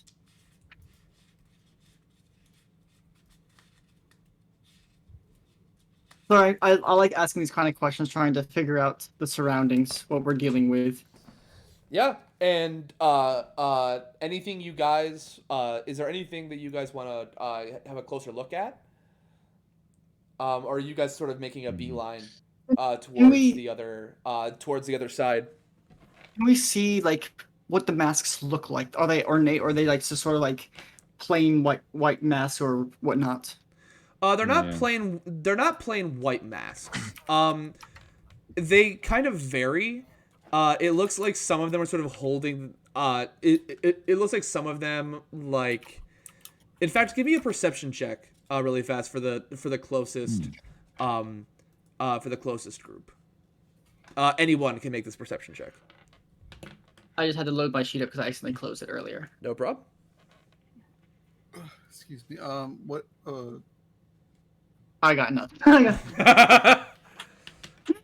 I can see that they're wearing masks and they're in fancy clothes. That's pretty much it. Basically, yes. Great. I might give it a shot too. Damn it. Damn it. Wow. All this fucking makeup is blinding my eyes. How in the hell? We are not perceptive. Elias, Not going. That's one thing I'm like wondering about, like what kind of masks that they're wearing, because it's like if they're wearing clothes comparable to what we're wearing, so we're pretty much ruining our perception. We're pretty much standing out like a sore thumb at the moment. Not necessarily. So only about 4 out of the 6 seem to have masks at the ready. Other ones are just kind of either have them on their person or they're just kind of around without a mask entirely. But it seems like most of the women have some sort of it looks like just a simple mask, maybe adorned with gold or jewels. But from this distance, you can't. None of you guys can make out any details. Only vague colors.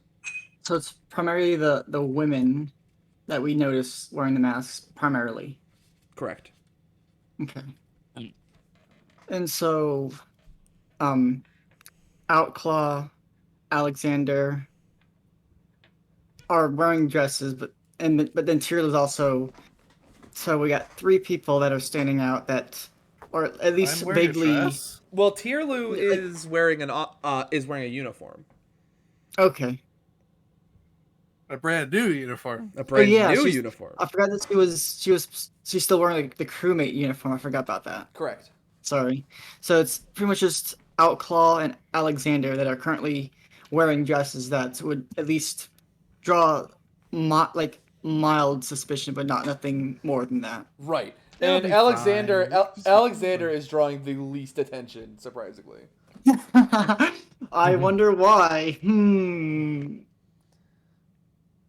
But yeah, so I'm just trying to get all this necessary information just so I can at least understand like how we need to blend in. Mm-hmm. I'm very stealth oriented when it comes to this kind of stuff, so this kind of information really like just gets my brain working. Absolutely.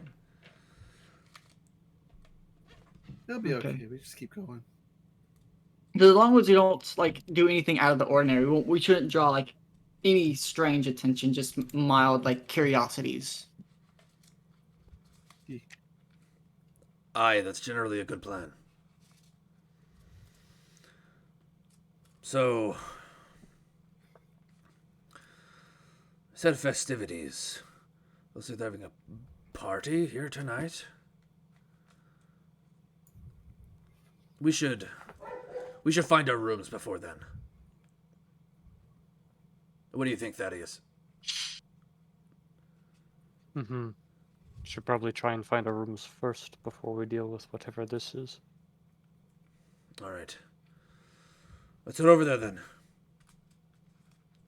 He kind of like waddles ahead of all of you, drawing probably the most attention out of anyone else. With the loud clunk, clunk, clunk, clunk, as his peg leg hits the floor. His beautiful peg leg. His beautiful peg leg, but loud peg leg. Wish it wasn't so damn loud. Hey, real quickly, I'm gonna be right back. I gotta check out something. Okay. All right. So we're gonna be heading to the to your rooms. We've done about half time. I think right now would probably be a good time to just sort of take a bit of a break, maybe about 10 minutes, and then we can That's come a good back idea. with and then we can come back fresh heads, and finish out the rest of the session. Okay. All right, so I will see you guys at 9:35 p.m. Okie dokie. So 10 minutes. Righty. Okay.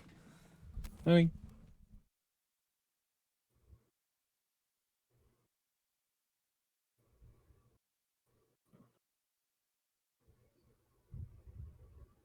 Well, this is fun.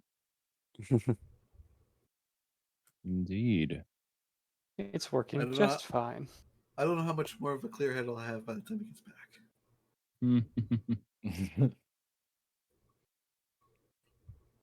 Oh, Okami, the maple bacon one was all right.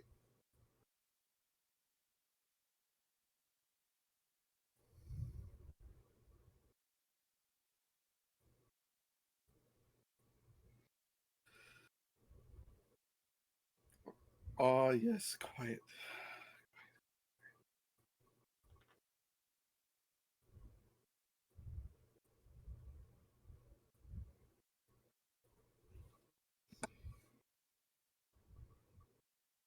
I'm back.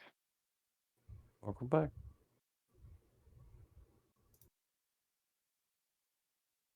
So we're just making our way through the ballroom.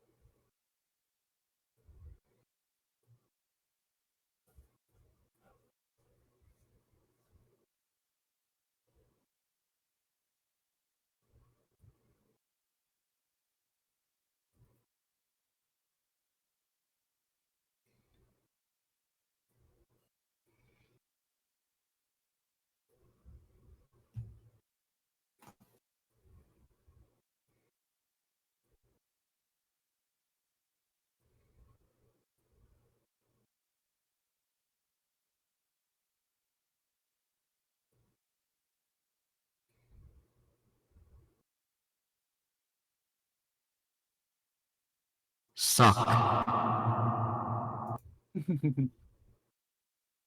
Same. Callback time.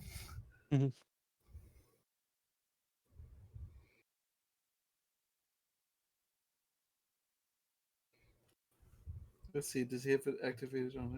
Did he forget to disable it? What was that, Siege? I couldn't hear you. I wonder if he forgot to disable sound alerts. Oh, on the stream? Yeah. Considering I heard my own voice, yes. Yeah, it's the audio's still going on the stream. I mean, the suck alert. Oh. Oh, I have no idea. The only way to find out is to see if it's still there.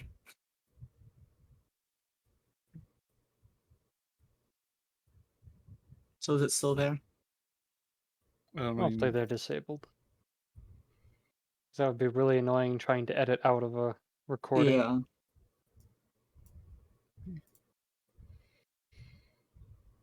I know what to do. Suck. Oof. Well, if I wouldn't be surprised if this part's edited out while he's not here. Aw. Oh, This unless we said something absolutely genius or funny, I imagine this would be edited out. Mm-hmm. Imagine plan. saying something genius. I'm faking my way there. I don't know what you mean. I'm just going as everything comes. My brain too smooth. I what think is it's it? funny. Well, Don't you dare. so Hamburger. the father is the one. Well, at least when he's walking, he gets a lot of eyes, and I'm guessing Outclaw is probably the one that's getting the most amount of stares out of all the people in the dresses. As long as Obviously, he he doesn't doesn't- say anything, he'll obviously be he doesn't fine. want to be in a dress, so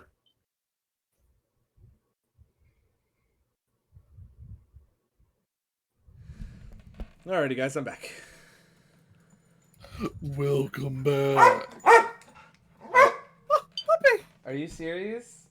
You gonna go outside right now? We were just about to get started again. Alright. Suck. Suck. So I guess we're gonna extend the break a little bit because I gotta take the dog out. okay.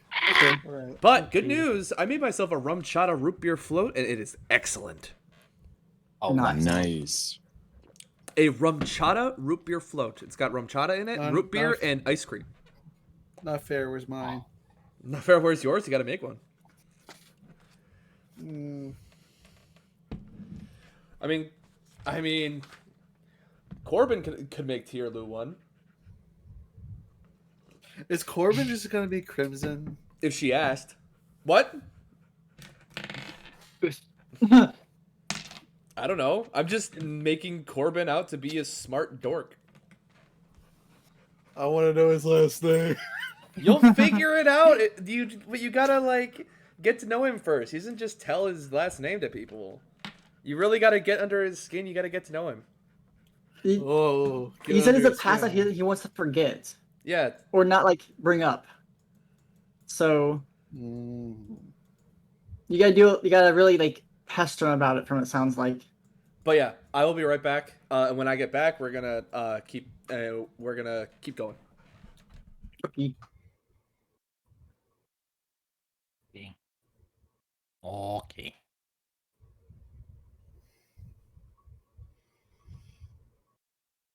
I need to know. Why, does Tierlu want his last name or something? Morbidly curious. Also, it's kind of funny just to see him act that way.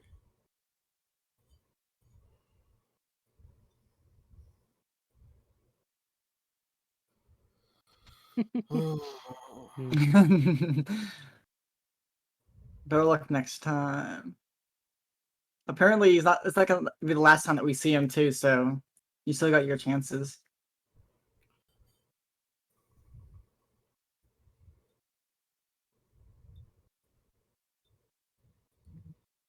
I'm really surprised there's another Dragonborn. I think there's a reason why DJ made him a Dragonborn. So.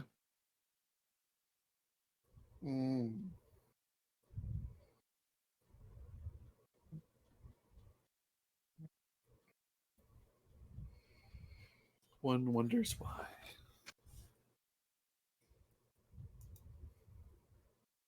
I don't think this is just some random NPC that we came across.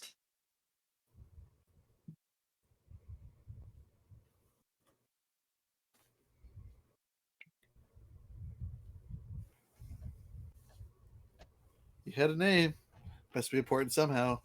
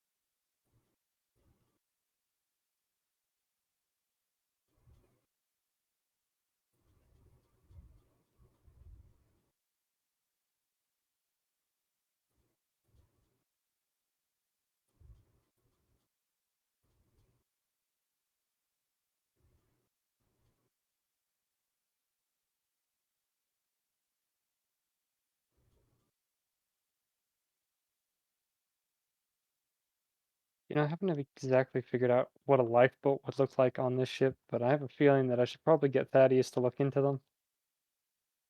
A light bulb? Lifeboat. Oh, a lifeboat. Okay. A lifeboat might be okay.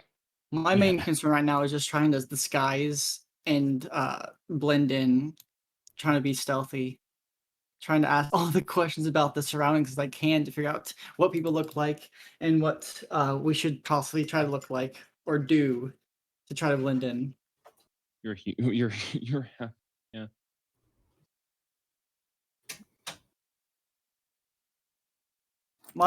I'm the type of person that plays a game that when it says stealth is optional, I always try to choose stealth. Sometimes stealth isn't an option. Well, we're trying to blend in right at the moment, so we're currently doing stealth. Stealth is always optional. It just depends on how hard you want the game to be. At the same time, sometimes being stealthy is not being stealthy. This is less stealth, more deception at this point. Pretty much. Well, deception can be a form of stealth. Yeah, it'll be okay. Alrighty, guys. I am back. Hello. Welcome back. Also, Viventar, thank you so much for the rate of 5. Appreciate it. We're about halfway through our session today. And speaking of which, as you guys are sort of talking about the party, Olivia kind of tugs at her mother's sleeve. She says, "Hey, mommy, if there's a party, can we go?" It's like, sweetie, I don't know if we can. I don't think it's safe. But Mr. Bird Person has never had been to a party before. Mr. Bird Person.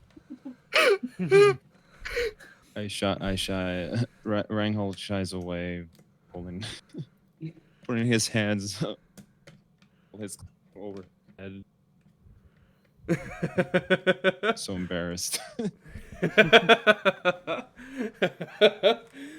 But Elaine kind of hushes her and says, we'll see, baby, come on," and sort of ushers them along. What do you guys do next? So we're still in the ballroom.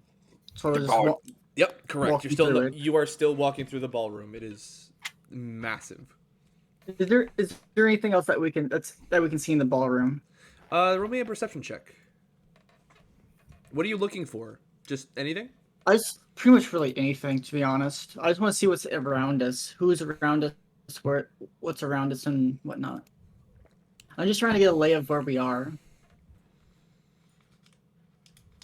All right. So with the 17, obviously you notice the pillars and the chandeliers and the torches aloft with sconces. Not really torches, but they're sort of lit up as if they were torches. It's kind of cool. They kind of have like a flickering. It's like a light with like a flicker effect on it. It's actually really cool. Or at least Corbin would say so. Essentially, what you will notice with the 17 is kind of the dress that you see some of these people wearing. Like two of the women are wearing very ornate looking blue and green dresses. The man that they are talking to looks like he's in a military garb, with a blue patch on his left arm. The people in the back, you can't really see, but it looks like one of them is wearing an all black suit. And he's talking to two other men, both of them with sort of long coats and top hats. And this is just the ornately dressed people that we noticed earlier, or is correct? What kind of other crowds do we see? It's just the people. These are really the only people that are in the ballroom at present. You occasionally see some people sort of. You occasionally see some people far off in the distance. It looks like you see movement, but you can't really discern whether they're joining the ballroom, because the ballroom's kind of open at both ends. You've got kind of the loft that you kind of came from, or off to your right.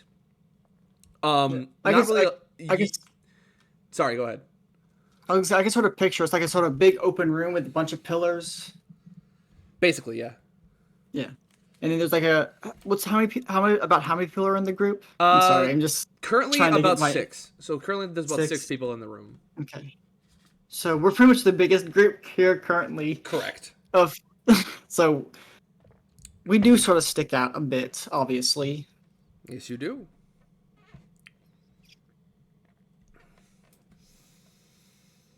So what do you guys do? I'm just gonna whisper to Thaddeus, like, I would like to make it to our rooms.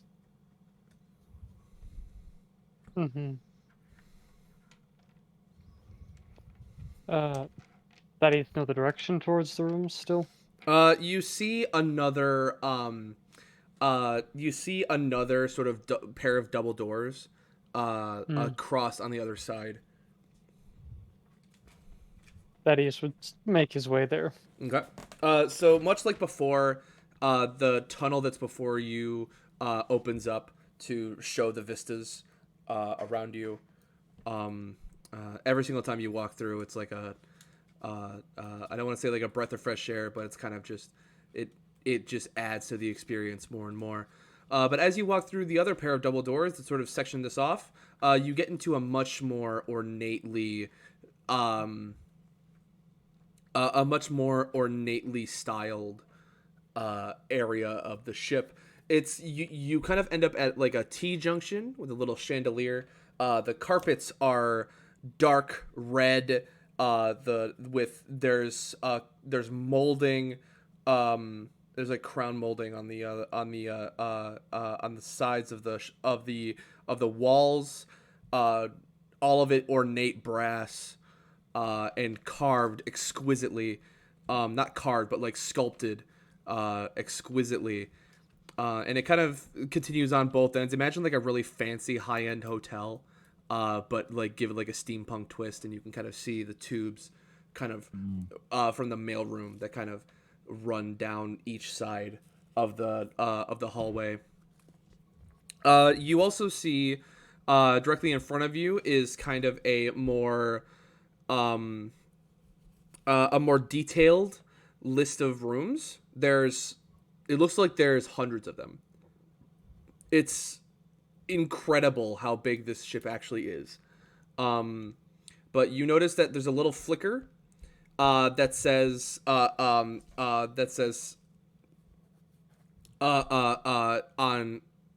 one of the areas on that map, and it just says foyer. And you're about 2 levels above where your rooms are.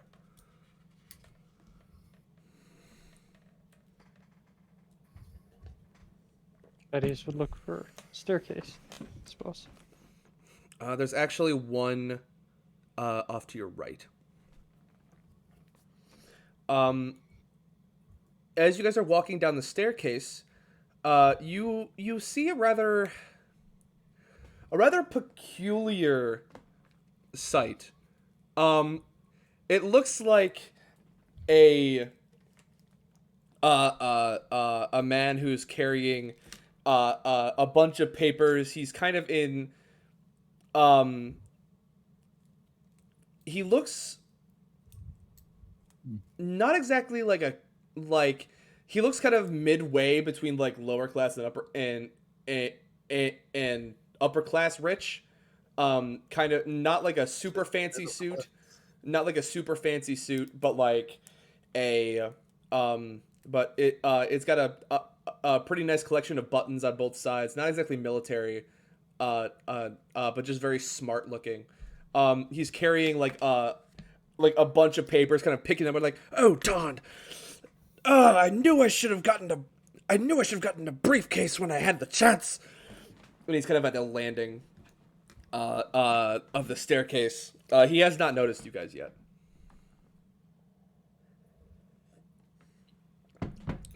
Are we able to walk by him without being noticed? I mean, you're a pretty big group. Probably not. Probably not. Yeah, because it's hard to sneak by with a group of 10.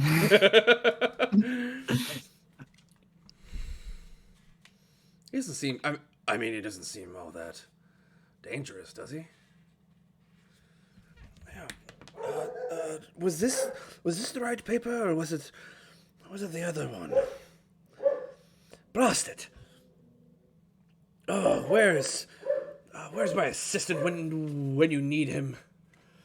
And he kind of looks around, and it's at this point that he kind of notices you guys at the top of the stairs. He's like, "Oh, cheerio! Hello there. And who might you be? I am Dr. Stephen Ralston, professor of archaeology at the Praxium Institute. How are you?"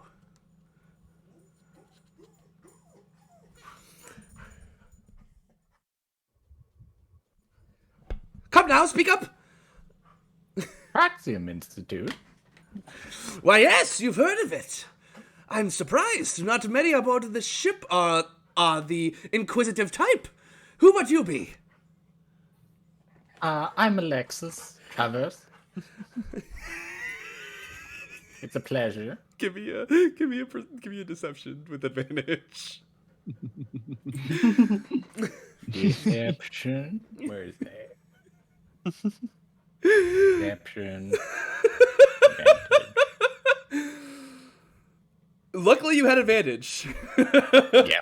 Yeah.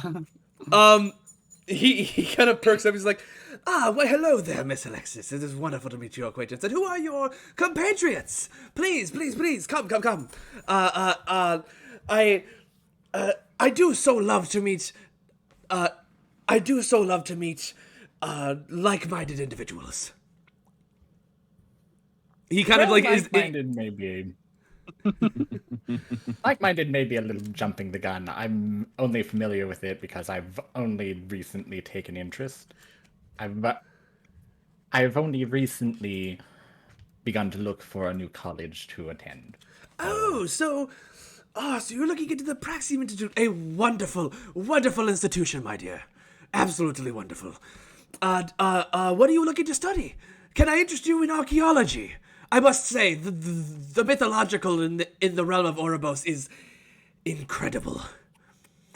Can I regale you with some tales? Perhaps on the way to our rooms. We seem to be a little lost at the moment. Ah, yes, but of course, It is a rather big ship. yes, tis it is. But please, you must introduce me to your compatriots, Miss Alexis. I I must say, they you deserve the right to introduce themselves. As I look at them with a slight twinge of "help me."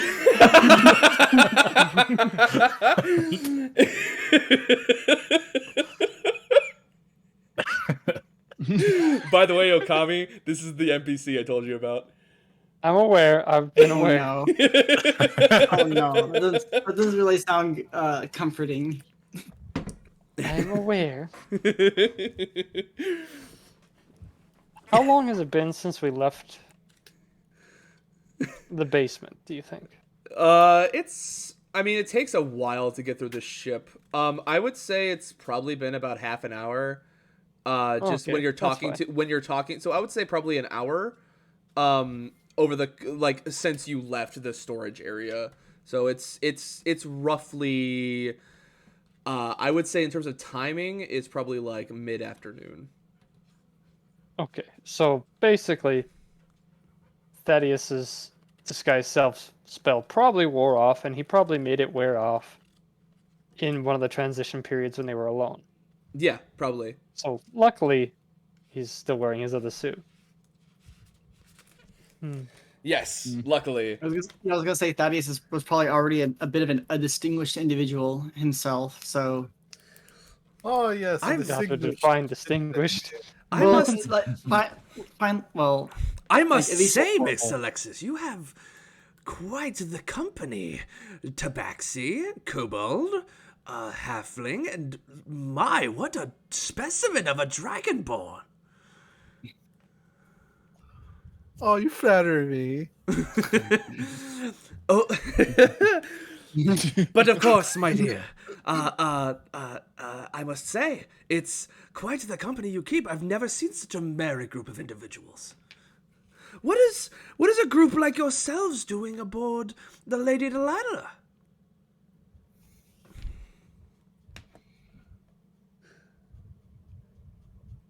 A wee bit of adventure, I would suppose. Adventure takes us all, does it not? I remember. So he sort of twiddles his white mustache, in his hand, and sort of takes off his hat, revealing his combed white hair, and sort of puts it over his over. Sort of, man, boy, I remember when I was just a boy. The first time I ever ventured outside of my homeland. What marvelous creatures I saw. And then, of course, the Praxium Institute. Such good times, and I have so much more knowledge to obtain. Surely you understand. Of course. No. But what exactly happened here? Why is all your stuff on the floor? Oh, clumsy me. I warned myself. I warned myself that I should have gotten some sort of briefcase while I was in New Soleus. And of course, in my infinite stupidity, I never did. well, as you know, hindsight is always 20/20. That it is, my good man. That it absolutely is. But it is merely a small setback. I was actually planning on heading to the lounge at the top of the stairs. There's supposed to be a roaring fireplace up there. Quite nice place for a bit of reading. I have several scientific papers I must look at, critique, and form my own opinions of. have you ever heard of the creation myth of Ouroboros that was before the cataclysm, as a matter of fact? It's marvelously intriguing. May I do a history check? Yeah, go for it. You, even with the 16, this is knowledge that even you are not privy to. You've never heard of any sort of creation myth, or anything. In fact, most historical records, from before the cataclysm are very rare.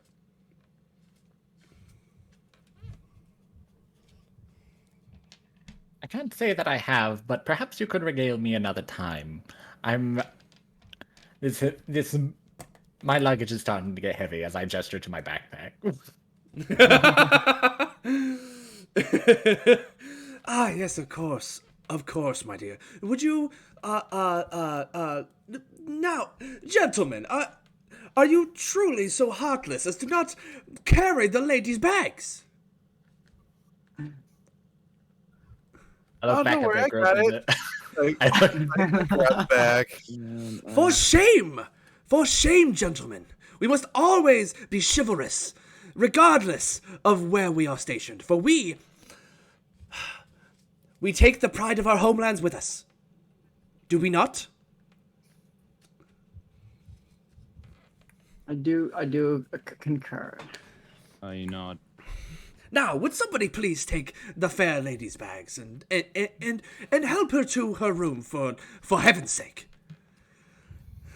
If you will excuse me, and he sort of scoops up the rest of his papers in sort of like a hodgepodge of parchment. If you'll excuse me, it was very great to meet your acquaintance, Miss Alexis and company. I would bid you adieu. And hopefully we will see each other again on this journey. Perhaps we shall talk archaeology. I have many a tale to tell you, Miss Alexis. And he sort of, I'm sure you do, as I give a curtsy. he bows back, takes your hand, gives it a little kiss, and then moseys his way back up the stairs, and leaves you where you are.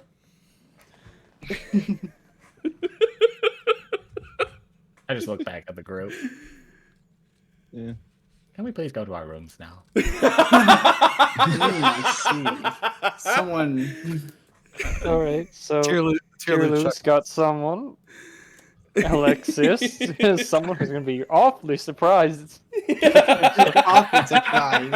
It's gonna be quite a wake-up call. Well, a surprise. Dr. Stephen Ralston. Absolutely love him.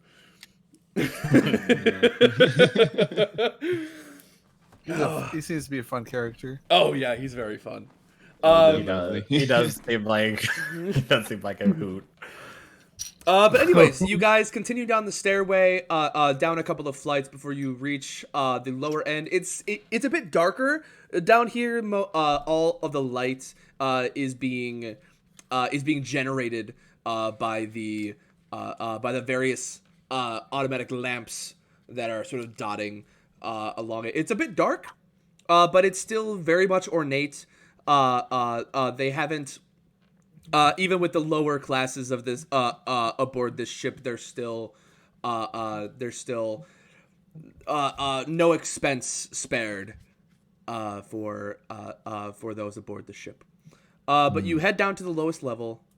See the little dot on your on the map just in front of you, in front of the stairway, and you turn off to the left and head towards what you would assume to be the rooms. In fact, they are rather close by. One of them actually comes up on your left after some distance. The other one is about 5 doors down on your right. Okay. All right. So are the vacant rooms locked? Nobody's tried it yet. I'll at least try to open one of the vacant rooms, just see if it's locked before we do anything further. Mm-hmm. Give me a perception check, actually.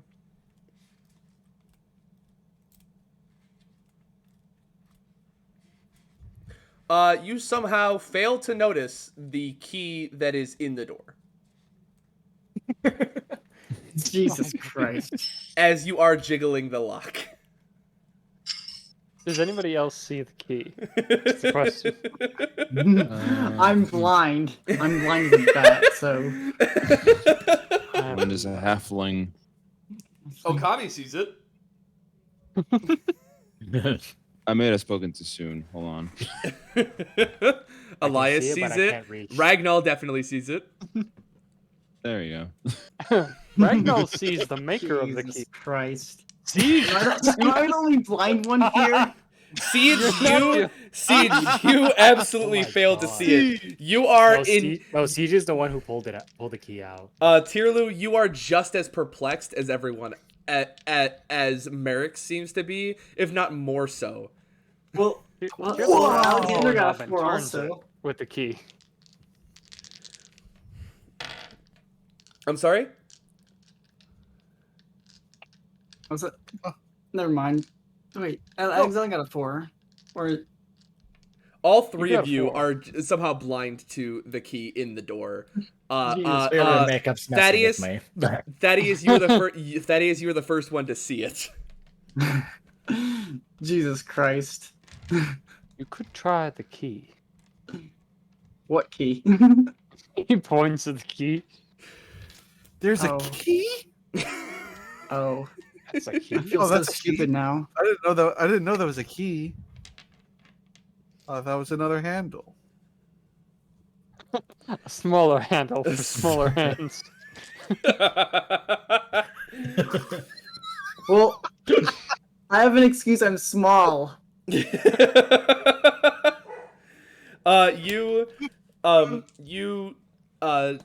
turn the key and are able to open up the door. It swings open. It's a bit dark in here, but there is a lamp that turns on as you open the door. So good news and bad news. Good news is it's actually a pretty nice room. Full carpets, its own bathroom. It's got a desk, and a little reading nook. The problem is it's only got like 2 beds. Each one looks like they could only really hold a single person. Even small people? You can really hold 2 small people. So like if Ridian and Merrick decided to take a bed, they'd be fine. But yeah, it's gonna be pretty cozy. Who better like to beds, so better like spooning. Oh my. Tierlu doesn't normally use a bed, so she'll be fine on the floor. May I have Plus, my bag even back? if she did, yeah. I'll pull out a bedroll and I'll be like, I'll take the floor as well. Even if Tierlu was to sleep on a bed, she'd probably break it.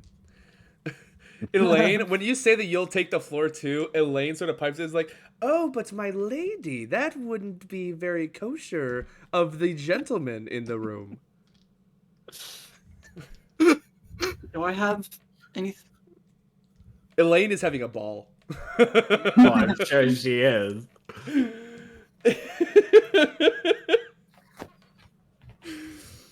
Well, all right then. I suppose. Well, we have 2 rooms, and how many beds is in this first room? 2. 2. There's 2 beds, and they can hold up at least 2 people. 2 small people. 2 small people. The other room, as you guys go and check it, is not much better.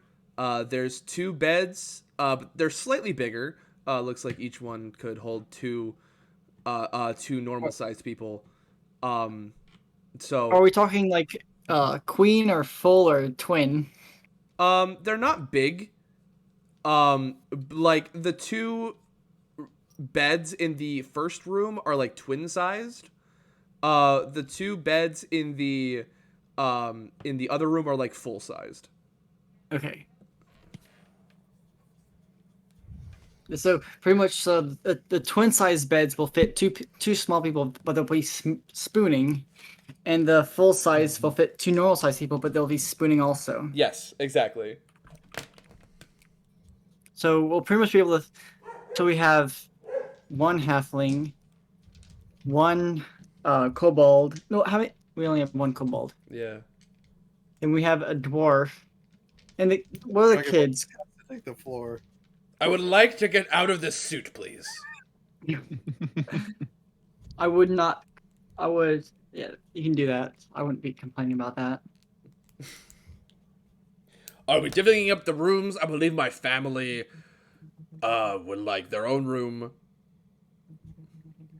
And yes, that means you, Olivia. Olivia just kind of, who's still by Ragnall's side, just kind of looks down and sort of walks to the room with the two twin beds. Yeah,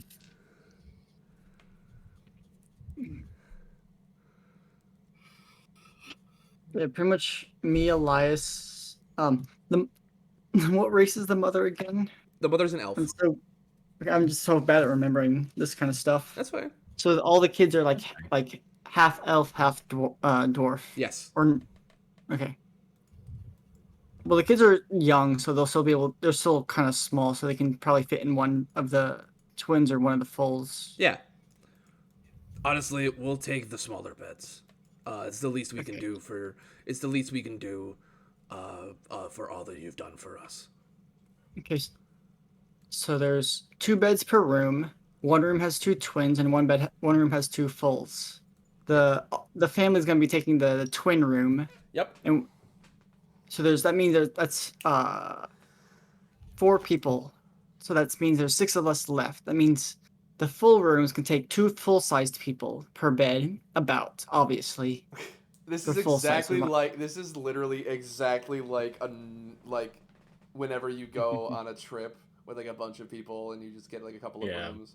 This is like literally the exact way that it's divvied up. Well, most hotels have at least queen size, I would assume. Well, true, but you can't really pick and choose. Yeah, so we're gonna have at least two people sleeping on the floor. Yes, it'll be fine. Alexander already agreed to sleep on the floor, so there's plenty of room, and the one with the full size room. Yeah, I'm just trying to do the math in my head. I'm sorry. You're fine. I'm a very calculating person. I usually try to calculate everything. You'll be spooning with Well, I'm a halfling, so I'm small. So if I'm betting with anyone in the full size, it'll almost be like a queen size to me. So. Well, you'll be with Elias. Elias, yeah. Okay, so the bed is gonna be a queen size for me and Elias.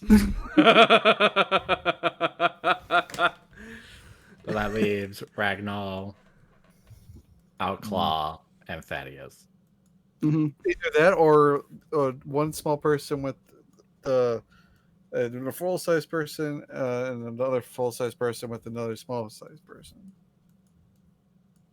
That'd make it where there's a little bit more room for the full size person, because the small size wouldn't take up much room at all. Yeah. All right, so who's cuddling who? Who's gonna be the big spoon? Who's gonna be the small spoon?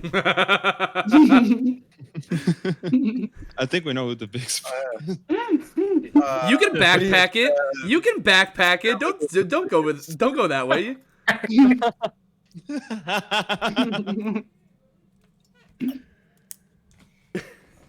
Tirlu is the largest in the party. I think everyone. She can spoons us all. That sounds so threatening. Mommy, sorry. Mommy, sorry. Mommy, sorry. Mommy, sorry. The one spoon to spoon them all. Jesus Christ. Well, let's figure.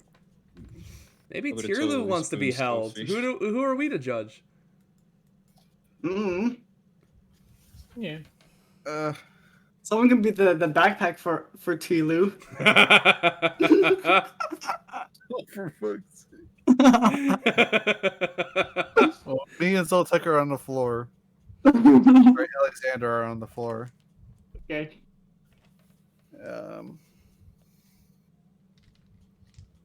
I'm willing to bunk with anyone.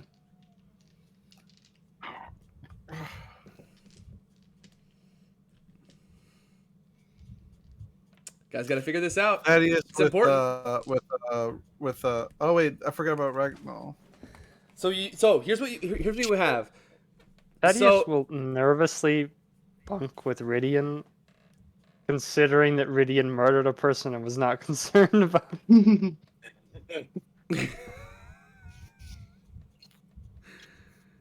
I forgot about Ragnall. So we've got Tierlu and Alexander on the ground. We've got Thaddeus and Rydian in one. Now it's just Nero, Merrick, and Ragnall who need to figure out their betting situation.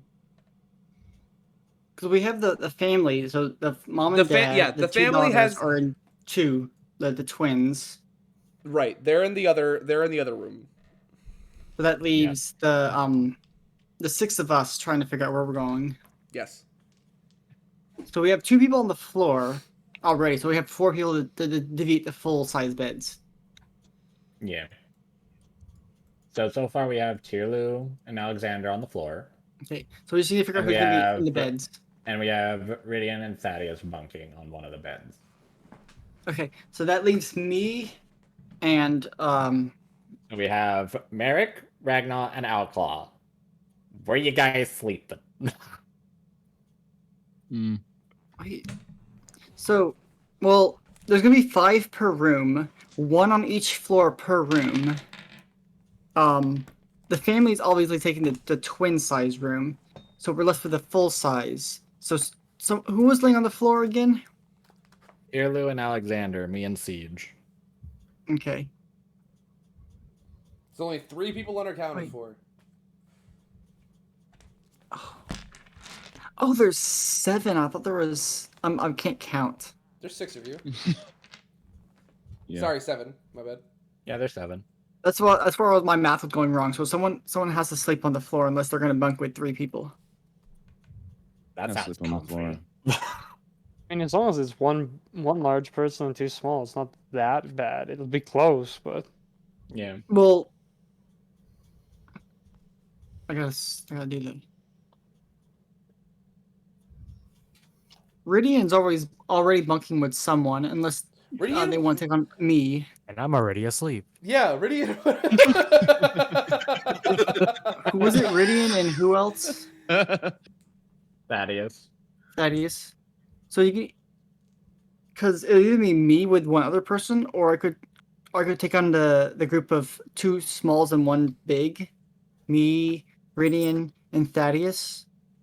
Because a full size can barely fit 2 people, full size people. Yeah.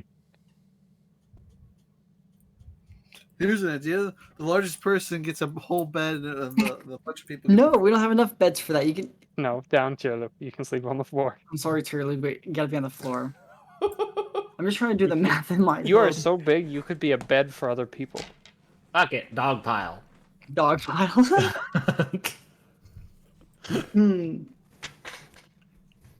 Because if need be, I can bunk with the others with Rydian to try to at least give a little bit more room. If any of us levels up and gets the ability to use the Leomund's tiny hut, it'll be great. That's gonna be a long time. Tiny. That's gonna be a long time. So we're gonna either have two full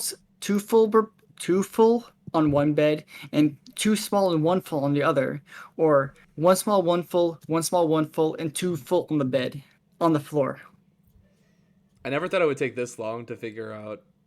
You're overthinking this. Well, All right. Here's how we're well, gonna do this. DJ. Here's how we're gonna do this. That's because, DJ, you have never attempted to plan bringing 10 friends to a FurCon and fitting it into a 2-bedroom suite. That's fair. I have This is not. about the same Literally. equivalency. No. pretty much. So, Ragnall and Outclaw, which of you is cuddling with Merrick?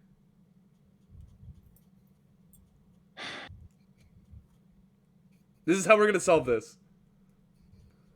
Platonically, I'll cuddle with. It's all platonic here. We're all just friends / acquaintances. We're all just guys Platonically. being dudes. We're all just guys being dudes. So then, Outclaw, you're on the floor. Okie dokie.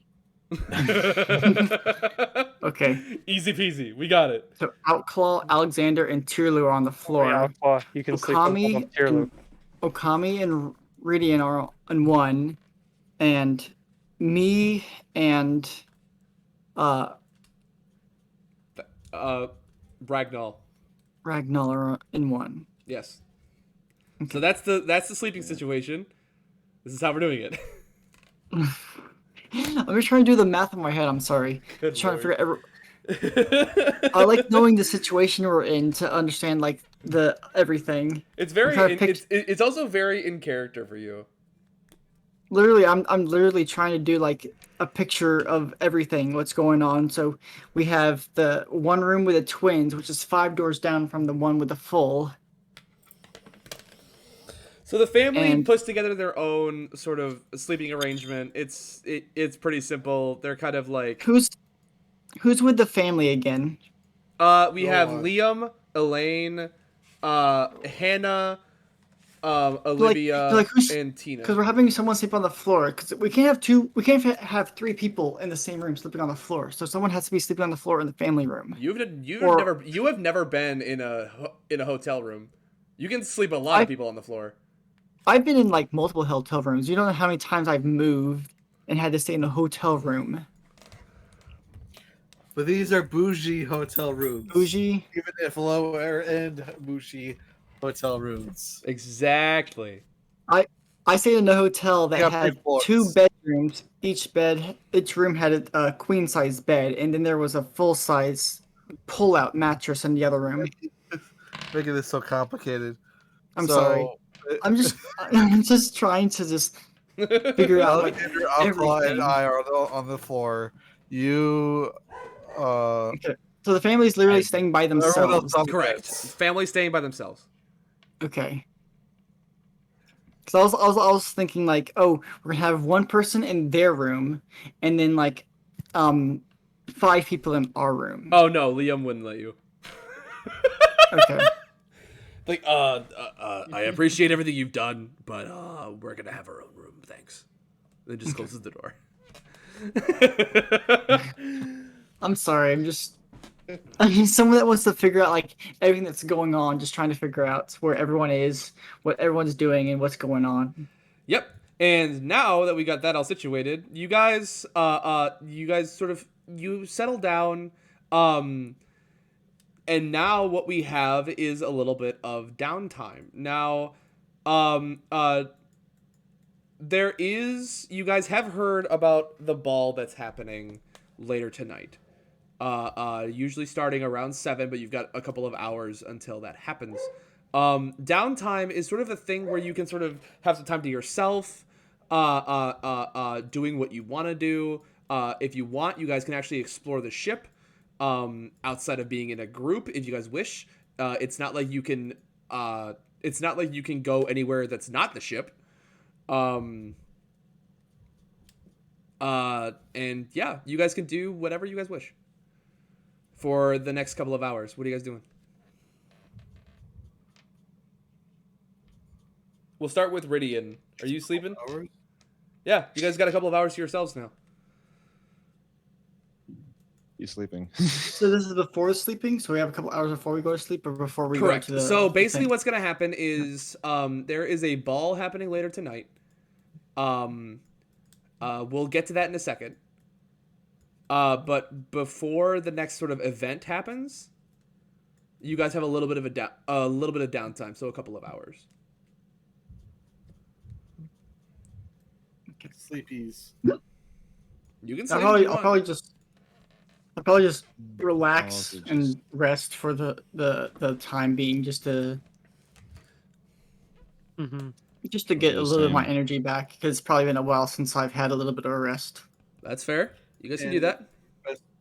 We don't draw attention to ourselves by going out. So You can go out without drawing attention to yourselves. One person isn't going to draw too much attention.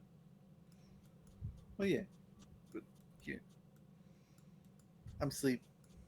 Although you technically work here Mm-hmm. right now. Oh yeah.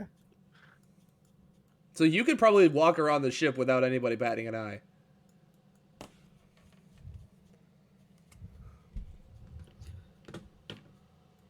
I don't trust myself going out. The ship alone. But does Tierlu trust herself? As Tierlu.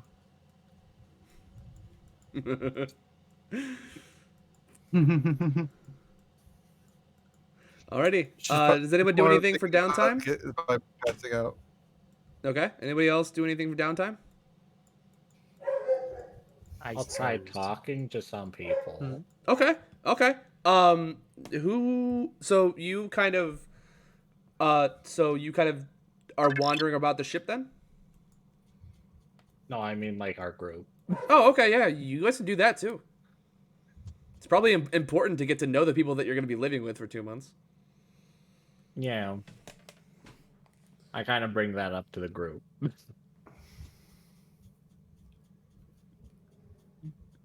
I just want to try to blend in myself and try not to get noticed as little as possible. I want to try to get through this with as little issues as possible. I know there's going to be conflicts and issues along the way, but if we can minimize that to as little as we can, that would possibly be the best idea in my head. Just try to blend in, try to move along with the other other people on the ship as we can. Speaking like a true bourgeoisie.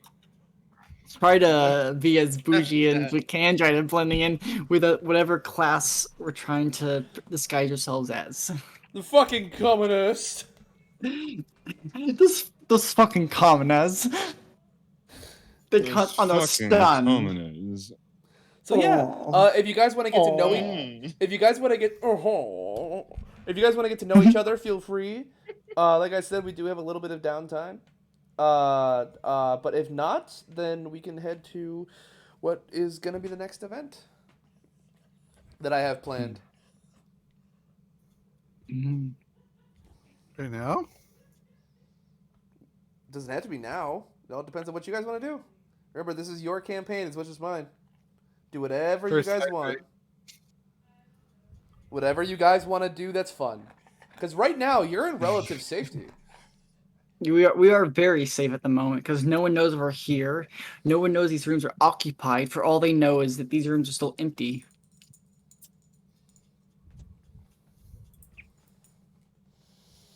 You finally get a chance to truly breathe after what has been a very tumultuous couple of days.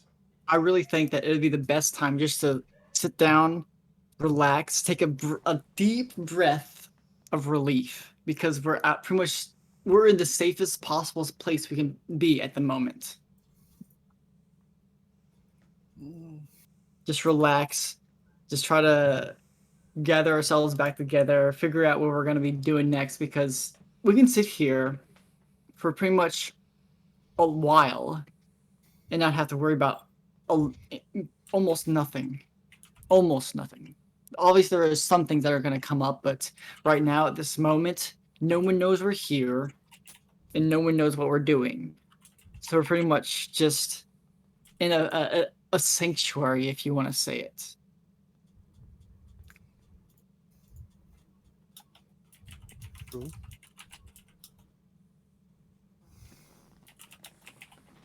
we've pretty much been able to, at the moment that we know of, we've been able to sneak past pretty much anyone that would have raised any sort of suspicion about us. So Yeah.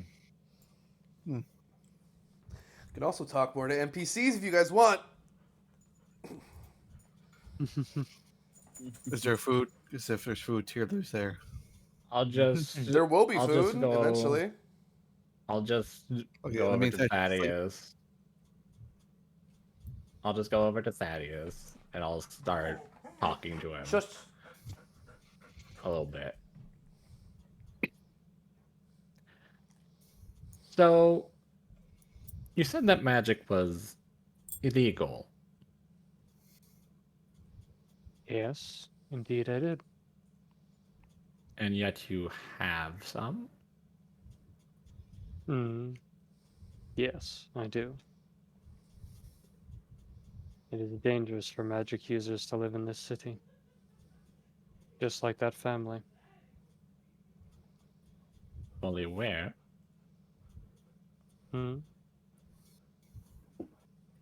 But Anywhere. But what exactly, prompted that kind of work for you? It just sits there for a moment. People are oppressed in that city every single day. Some more than others. I just happen to have ended up in a position where I can actually help them. If I don't help them, no one will.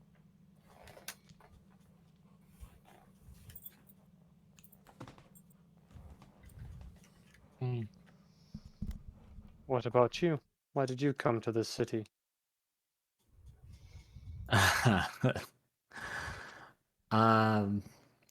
My guild sent me.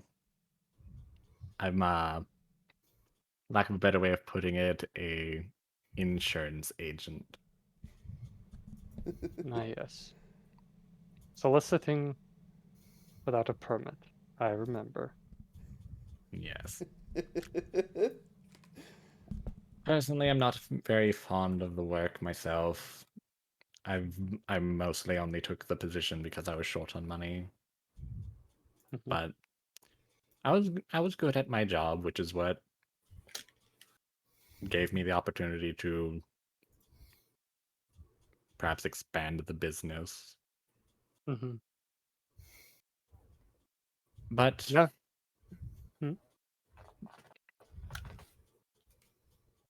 I'm not sure. I'm not sure if I'm willing to stay.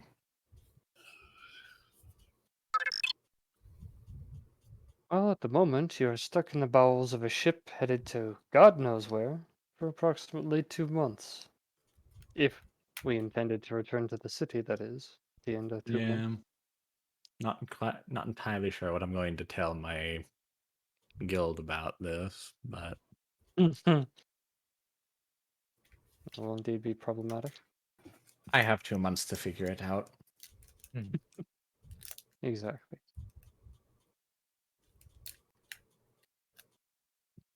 What about you, Rydian?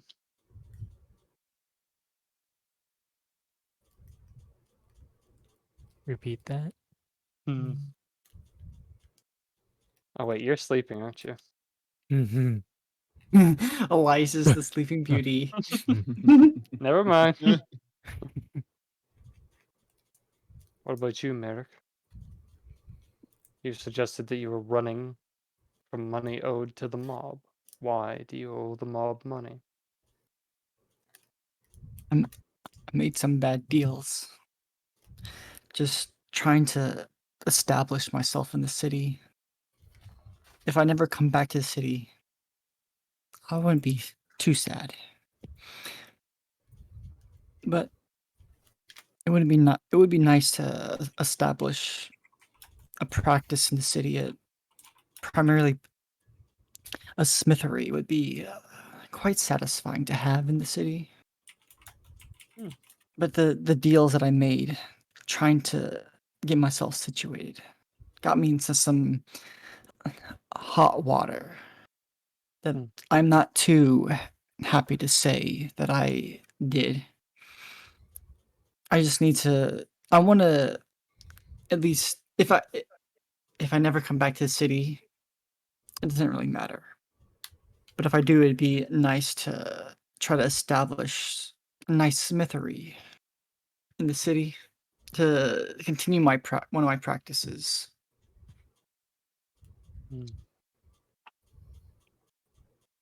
Well, Hmm.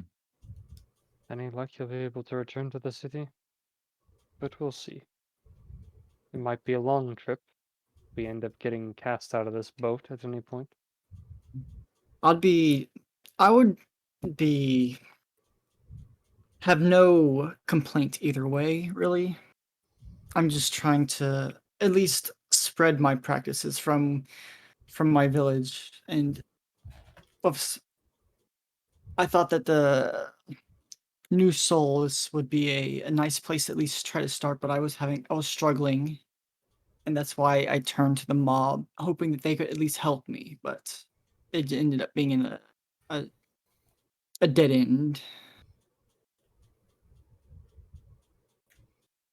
What exactly is your business? Well, I come from a family of. My father was a smither, an artisan of the sorts. And I pretty much sort of learned under his wing along with his other craftsmen. I was trying to establish a practice here, but I was struggling, and the only opportunity that seemed to really be open to me at the point was the mob.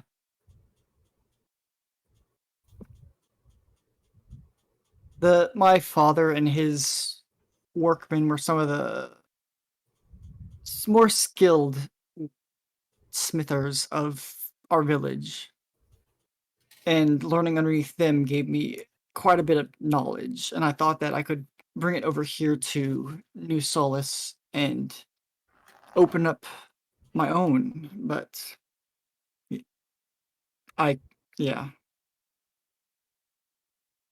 it wasn't very easy, to say the least.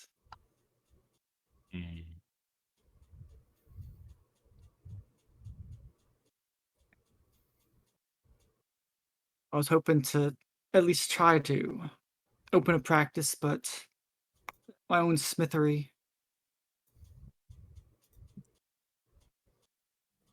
Nothing ever really came through. What are Outclaw and Ragnall doing while they're having this conversation? And yeah, and Ragnar Tierlu is actually. basically just listening. I can give you an answer for that. So Ragnall is just listening and Tierlu's asleep. Rather soundly. Rather. And Rydian, is he also asleep? Oh wait, it's Rydian. Runin is asleep. He's a sleeping beauty, as we said. Yeah. His naps give him the power of the critical success. I snapped. No, I snapped. I woke up for a brief moment just to walk up to Tierlu and fall asleep right next to her. Oh. And then Tierlu unconsciously like cuddles cuddles him like a teddy bear. This is the content that I subscribe for. Yes. I imagine like a doggy toy squeak as you squeeze. Pretty good plus. Oh, she doesn't squeeze, so yeah.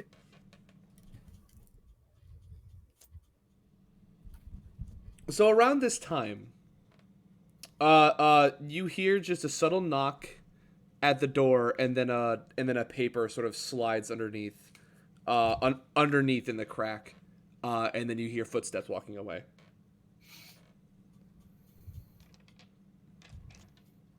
Yep. I wanna go investigate the paper. I'm curious. Okay. You pick up the paper. It has like extravagant lettering on it. It's rather bold. And it basically just says, um, uh, come to the Maiden's Ball tonight at sundown. There will be drinks, food, merriment, and you can meet the rest of your guests that you will be spending the next few months with on this maiden voyage. So this was passed under every door because they should when they have like well because that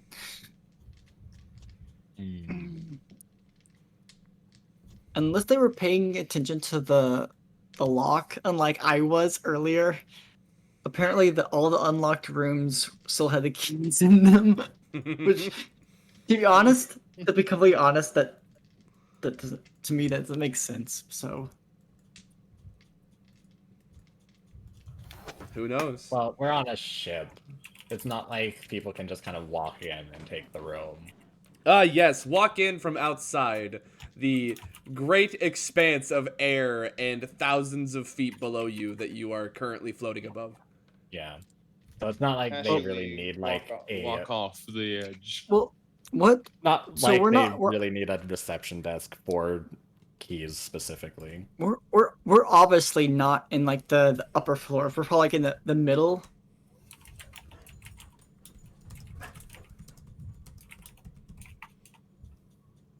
Correct.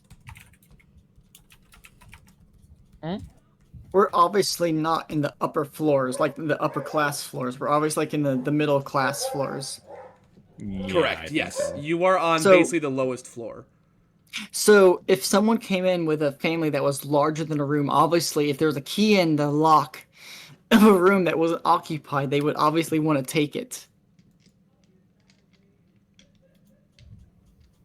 If you're in the lower class floors. You don't know? Yeah. I suppose.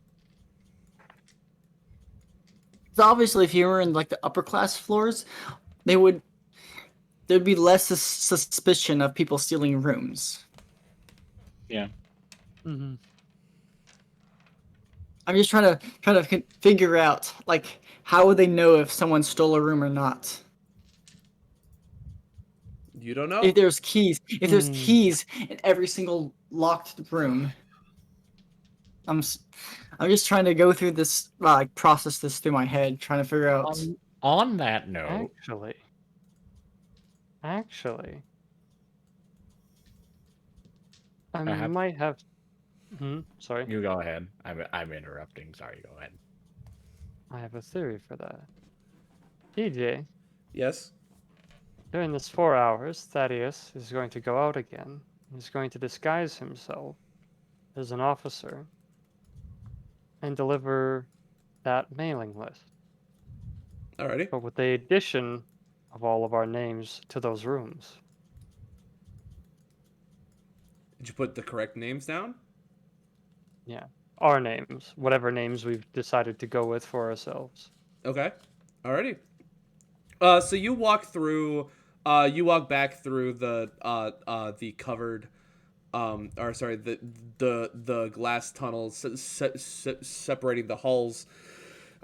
You walk up into the lounge where Dr. Ralston is quietly reading by the fire, softly chuckling to himself.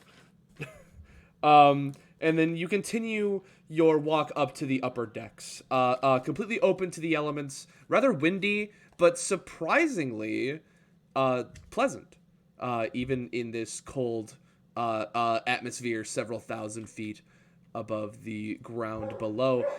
You continue across the deck and end up at the doors to the bridge. There are a couple of guards just outside.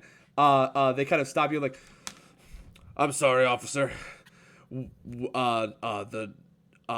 The captain's a bit busy at the moment. Ah, yes. Does that mean that I can leave this with you to give to him? What is it? It is the mailing list. with all of the passengers on it. Interesting. Why did the mailing room give it to you? Apparently, the captain requested it to be brought up. I happened to be by the mailing room at the time, and they asked me to deliver it so then they could get back to work. Give me a persuasion check. Come on, the one thing my character's good at. Oh, hell yeah. Ooh. That's what I'm talking about, baby. 24. Damn. They both sort of like look at each other, grab the mailing list, and they say, was there a mistake on the paper some time ago? I'm seeing 2 rooms on the lower decks that are crossed out, inconsistent. I can't really tell. They kind of like look a bit closer. They were late ticket requests. It was a family of somewhat well-offness who did not manage to get a room on the upper floors. Interesting. Late tickets. Right, I remember now. There was a family that had to cancel for some family emergency. I assume that these that these families were picking those up, right? Yes. Very good. They thought it was very opportune to join in on this historic voyage. That they did. No matter the place. Indeed. Very well. Thank you very much, officer. You may return to your post. We will make sure that this is given to the captain. He nods and goes all the way back to the room. Excellent. Oh, Okay, first that's off, one problem solved. before you go, officer, will we be expecting? Do you believe we will be expecting these new arrivals at the ball tonight? He pauses. I can't say for certain, to be honest. It will depend upon how they feel rested after settling in. Of course.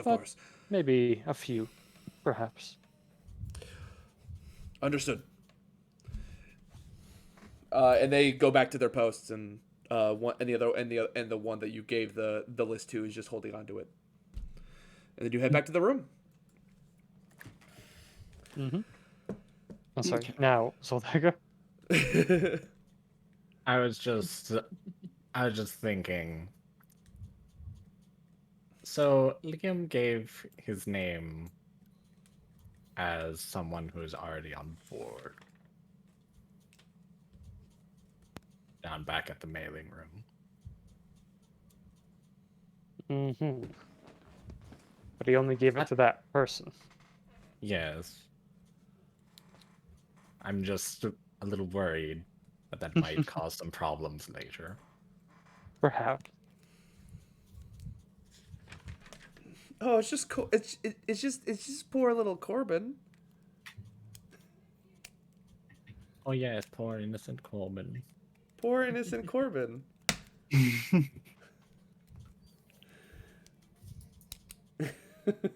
Yes, Corbin, who has thoughts for Alexis.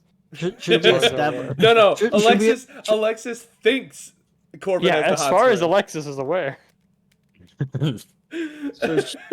Should we establish what names Thaddeus put on the list for us, or Probably We can be a good decide that idea. next time when we actually need it. I don't think it'd be a terrible idea. At least have them written down somewhere for all of us, like just to think of a name that we want to have on the list. You will need something like that eventually.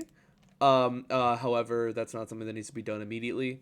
Essentially, it'll just come up in conversation. That's the name you'll go with. Okay. So it's just something that will come up off the top of our head during conversation. Basically, yeah. And then you'll just have to write that name down and make sure that you stay consistent with it, because I will be writing it down. Okay. Speaking of which, Thaddeus, the officer that you impersonated, what was the last name again? Chevalier. Thank you. And then We have Liam, who decided to use Verida. It's gonna be an interesting one. He didn't give a first name, though. Could be many Veritas. There could be. Absolutely right. Maybe he was smart to not give a first name. Or maybe he panicked. Who knows? He panicked. He definitely panicked. They asked first name, likely the first thing out of his mouth would be Liam. Yeah, Depends on, like, Elaine was if they know- Elaine was very cross with him when the door closed. The thing is, like, if they have an idea of the name Liam, or if the name Liam is out there somewhere being looked Yeah, but for. then how many Liams are in the city? You don't know. How popular is the name Liam? You don't know that either. Now we're into semantics. History check. History check. How many Liams How are many there in the Liams? city? How many Liams are in the city?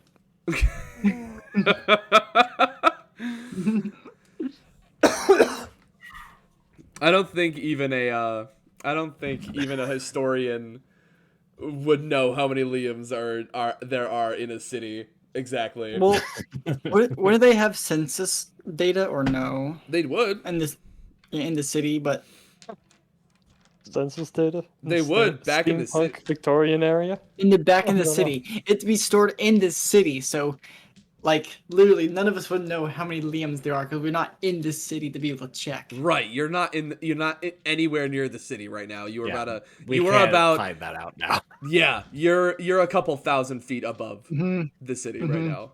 There's no way we would figure out how many Liams there were in the city because we're not in the city to check the census data. Just look really hard from above. Look really hard. Somebody get me a spyglass. Give me a spyglass ASAP. Let me see. How many name tags can I see that are Liam? Enhance. Enhance. Zoom enhance. How many? Just zoom in on the city How map. many names? Just zoom in on the city How map. many- Just like How many name tags do I see that are Enhance. Liam? Enhance. Give me a hard copy right there. And at this point, it's like you're on the decks, and like one of the officers just comes by, just like, "What the fuck are you doing?" I'm trying to find name tags with the name Liam.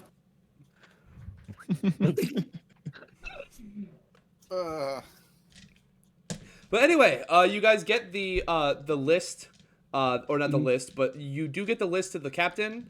The sort of invitation is pushed underneath your door. You can choose to do with it as you wish. You are gonna have to figure out how to mingle a little bit in the months that are to come. But is at this point that an announcement comes out on over the loudspeakers. It's very quiet where you are. You actually have to open the door and sort of peek your head out to sort of like really hear the announcement, but it's from the captain. The captain basically says, "Good evening, everyone. Welcome once again to the Lady Delilah, and I must welcome each and every one of you to the main hall for some refreshments and some dancing and some frivolity to celebrate our joyous ascension into the clouds on this day. Enjoy yourselves, and the servants will be around to ensure your every need is met. This is your captain speaking, and take care, everybody." And it goes off. There's a couple of people. You hear some shuffling outside of the room. It seems like some people are sort of getting ready, heading out. Even down here in the lower decks, there are several people that are sort of getting ready to go and enjoy themselves at the celebratory ball that they're holding in the center hall.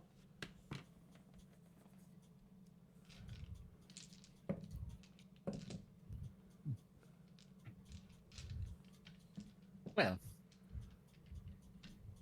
who wishes to attend?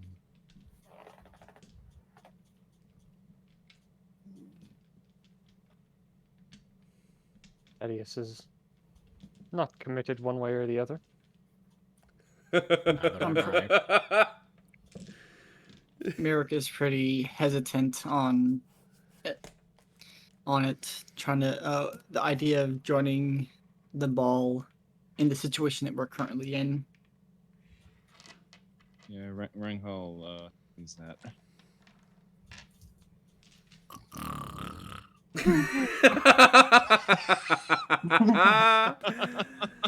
True is like heavily asleep. How about Ridian? How heavy asleep are you?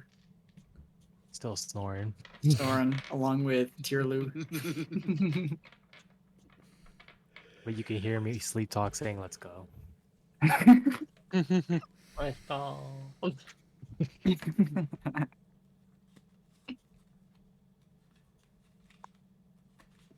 So what are you guys doing? I do feel like it might be suspicious if none of us attend. It would be, but I don't know how comfortable it would be for us that We can't take any chances. it would be pretty Without much sort of thinking.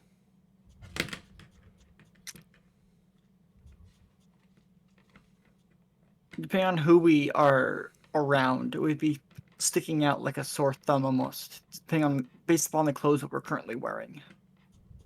Attending would be basically blowing up our cover. Since we're wearing clothes that would generally be worn among people in the upper class, it'd be kind of depending who we're hanging around, it'd be kind of eye-turning. True, but Thaddeus did say to the captain, or at least to his proxy, that it was a couple of late entries that were more well off than their status may seem. But if it's just us 10 hanging in our own group, that'd be a little bit eye-turning, depending on how many other like upper class members there were on the ship. I'm not We don't know how insisting many. that we all go. Just maybe one or two. Hey, Outclaw. Mm-hmm. What are you doing right now? Sitting down, listening to the conversation. Sitting down, listening to the conversation. I want you to roll a wisdom check for me. Oh. Mm-hmm. Or like a wisdom save, actually. Sorry. Not a wisdom check, wisdom save. Wait, all of us? I'm sorry. It's just Outclaw. Well, Okay. You are able to notice almost an imperceptible rush of wind almost, and it ends up it's almost like it turns and twists and ends up inside of your bag.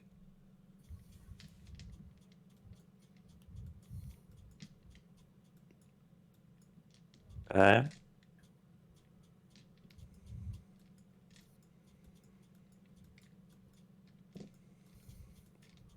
As in, like, it opens, it looks like something ended up inside of your bag. All right. I'm going to check my bag then, like opening it up. You open it up, and you notice a very you notice something odd. You recognize the handwriting.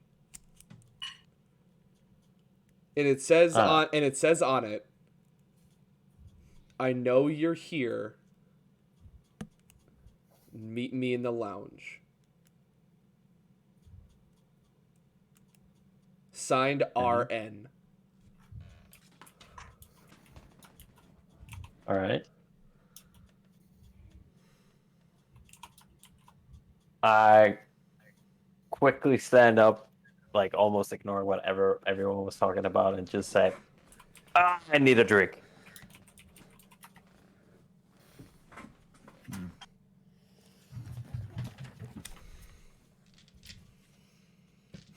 And I guess you just start to head out. If nobody says anything, then yes, of course, just move out the room. Can I do an insight check, considering he just rifled through his bag? Sure.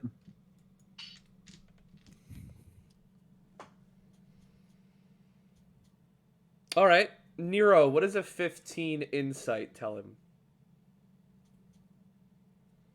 15. Yeah, what does a 15 insight tell Alexander?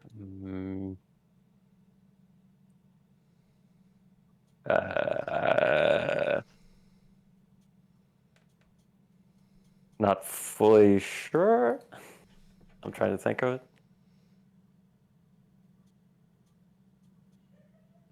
I mean, it would just like.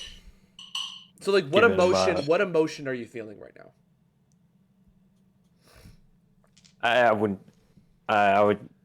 like, not excitement, but more like, oh, so like connected to the case thing. So. Okay, so kind of like this intrigue almost, like this. Yeah.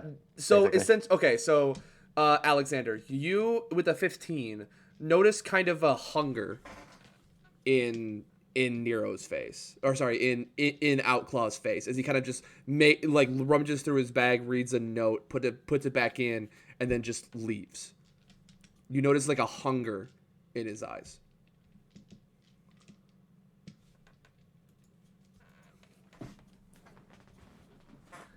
Did he take the note with him? It's still in the bag.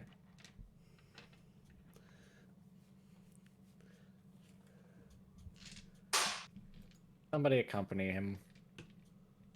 I'm gonna check his bag. Go ahead. You rummage through the bag. There's a soft wind in the air. All you find are his normal belongings. You don't see anything in there that could have caused such a stir from him. But I did see him pull out like a note. Oh yeah, you saw him pull something out. You saw him pull something out and read something, but you can't find it now.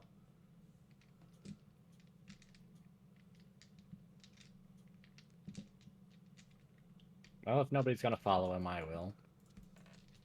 Okay. The two in drag head out into the. Oh God! After seeing Outclaw's reaction to opening his bag and then sort of hurrying out the door, I have a bit of suspicion on what's going on. I'm just suspicious about the situation. That's an understandable thing to feel. You gonna follow him? I'm not gonna follow him because I'm still kind of nervous about the current situation we're in, but I'm very suspicious about what he's planning on doing or what he's doing himself. Okay, that's noted. What does Thaddeus do? And Ragnall, to be honest. Do you guys do anything? Or do you just let him go?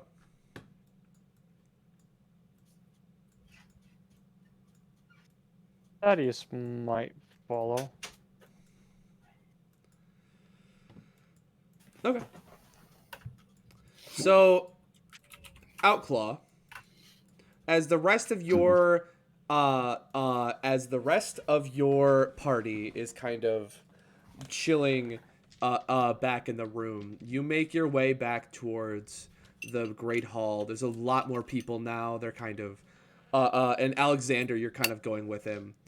I'm guessing you're staying sort of back, but probably not trying to be super stealthy. Yeah. Okay, that's fair enough. So you walk into the main hall. It's starting to build in. It's starting to sort of build in intensity. There's a lot more stuff happening. Nobody really bats an eye to either of you, mostly just because they're kind of focused on their own frivolities. There's some dancing. It looks like a band is setting up. But you guys ascend the steps. And Nero, you see a very familiar man in a white suit with the same glasses that cover up his red eyes. He kind of smiles with like a grin as he sees you in a dress, and just gives a little chuckle to himself. So that's your disguise, huh? Desperate times call for desperate measures. What do you need? Oh, what do I need? Getting right down to business, huh? Not even gonna share pleasantries anymore? Considering what the fuck I'm wearing out here, I'd like to get down to business real quick and get the hell out. Seems like a good plan. You know,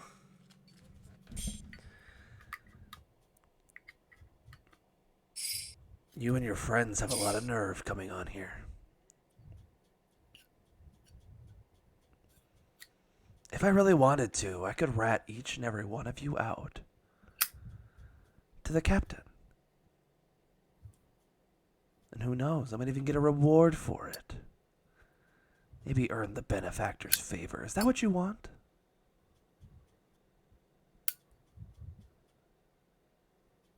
I mean, with all your threats, then why haven't you done it already?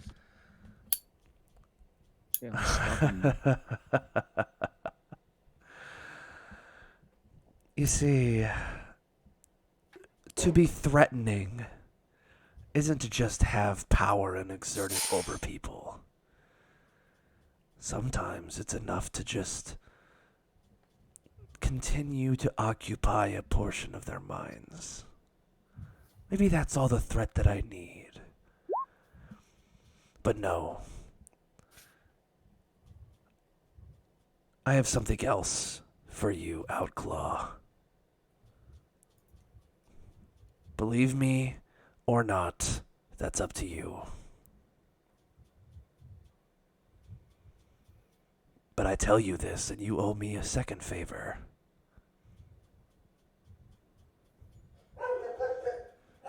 And I'm sure you remember the other bit of info that I gave you before. To find Thaddeus, how's that working out for you? I mean, I found the grumpy old cat. Old? Yes, grumpy though he may seem, I'm sure he will give you what you need. But here's the thing. Zolteka, yes, you are hearing all of this. He doesn't care that you're there. He's still saying everything. He's saying this to all of us, right? Yeah. He's saying this to everybody who's there. Yeah. Now listen. You want to survive aboard this ship. You're going to need to keep your wits about you. But I have one piece of advice. And you'd better heed it. or you and every single one of your friends is not going to live to see the end of this voyage. Am I understood?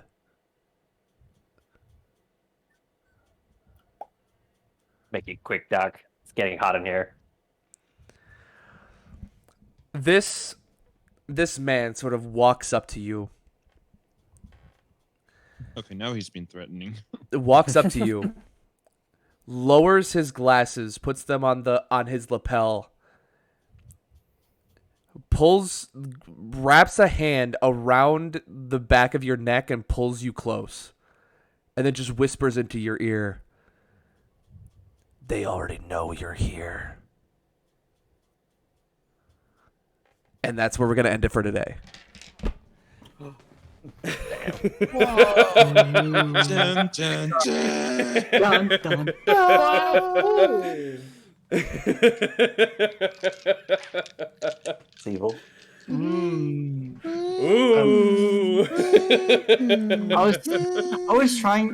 I didn't want to really pay attention since I'm technically not there. I didn't want to pay attention so I didn't have to try to. You have to play dumb. I wanted to play dumb. I want to play dumb if I can. But yeah, basically everybody who's there just heard that. It's pretty much just Zoteka and Nero, from what I know. Thaddeus was, I think, there. Thaddeus? Yeah, Thaddeus as well. Okay. Were you there, So it was literally... He said he was gonna follow, I think. Yeah, I don't know. I don't know if you made it. I think Zoteka was like right behind me. I know Zoteka was there. I know Alexander was there, but I don't know about Thaddeus. The room shakes with my snoring. Yeah, because me, Ragnall, Radian, and Tierlu were in the room still. I was just thinking that the absence of Outclaw was suspicious. That's my thought. My main thing going through my brain was like, Outclaw leaving the room was very suspicious. I don't know why he would leave the room in such a rush he did. He's looking sus. Looking sus. He vented. He's a sussy baka. Oh, Jesus Christ. Son of a bitch vented. Oh no. But yeah, it's a pretty good cliffhanger. Who knows what will happen in the next episode? But I'm excited. You guys excited? It's interesting. It's getting very interesting. It's getting really interesting. So I was looking at the Twitch chat, and Arrow was like, "Oh, the new Titanic story." Yeah, that is the whole point. Yeah, but it's I'm like, give me an suspicious. answer I'm on getting whether or not the Solus suspicious. can. I might need to watch Titanic now. Oh idea no! what's This going is on. ending up nothing like the Titanic. Again, I'm It's just gonna just check. Did the Solus grabbing convention get elements. passed in this world? You don't fucking know. So from from what that one Dragonborn said, it sounds like there's gonna be multiple stops along the way. Yeah, naturally. With 2 months, we'll be stopping probably Yeah. at several places. Essentially, imagine like you know how like in Cruise a ship. Caribbean like cruise line you stop at like different ports. Like imagine I've never been on a that- cruise. Okay, well, essentially on a cruise, you have these areas where you're just like traveling between different ports, where you have what's like a day to just explore. That's essentially what's gonna happen, during this voyage. Is we're gonna basically explore Oribos, as we make our way to the west towards Salt End. But you guys don't know where you're stopping first. That's the one thing we know where we're going first. So that's the one mystery is where we're gonna stop first. What's the first port we're gonna be entering? You guys will find out if you get there. If we get there. If we get there. Ominous. If we get there. If. Well, bitches Now you guys, falling now down, you guys falling now you down. guys can struggle with the how do they already know question. You don't even know that you're You will already know dead. once you get there. There's no answer to the question of where, but when. But yeah, so in a very RP heavy session, I actually really enjoyed it. That was fun. You guys got to meet two of my favorite NPCs so far. That being Dr. Stephen Ralston, the professor of archaeology at the Praxium Institute. Corbin? And Corbin, the stuttering, That's what his name was. the stuttering Corbin. dragonborn who doesn't want to tell his last name. Corbin, mommy. I wonder. That everyone His last name is Dallas. No, it's not. I wonder why. Like everybody wants to keep now for some reason. Jeremy Corbin. It was mainly the joke that he had the hots for Tierlu. You're just a sweet little boy. It's not a joke. That's a joke that was going around. He wants to stay with us because he has the hots for Tierlu.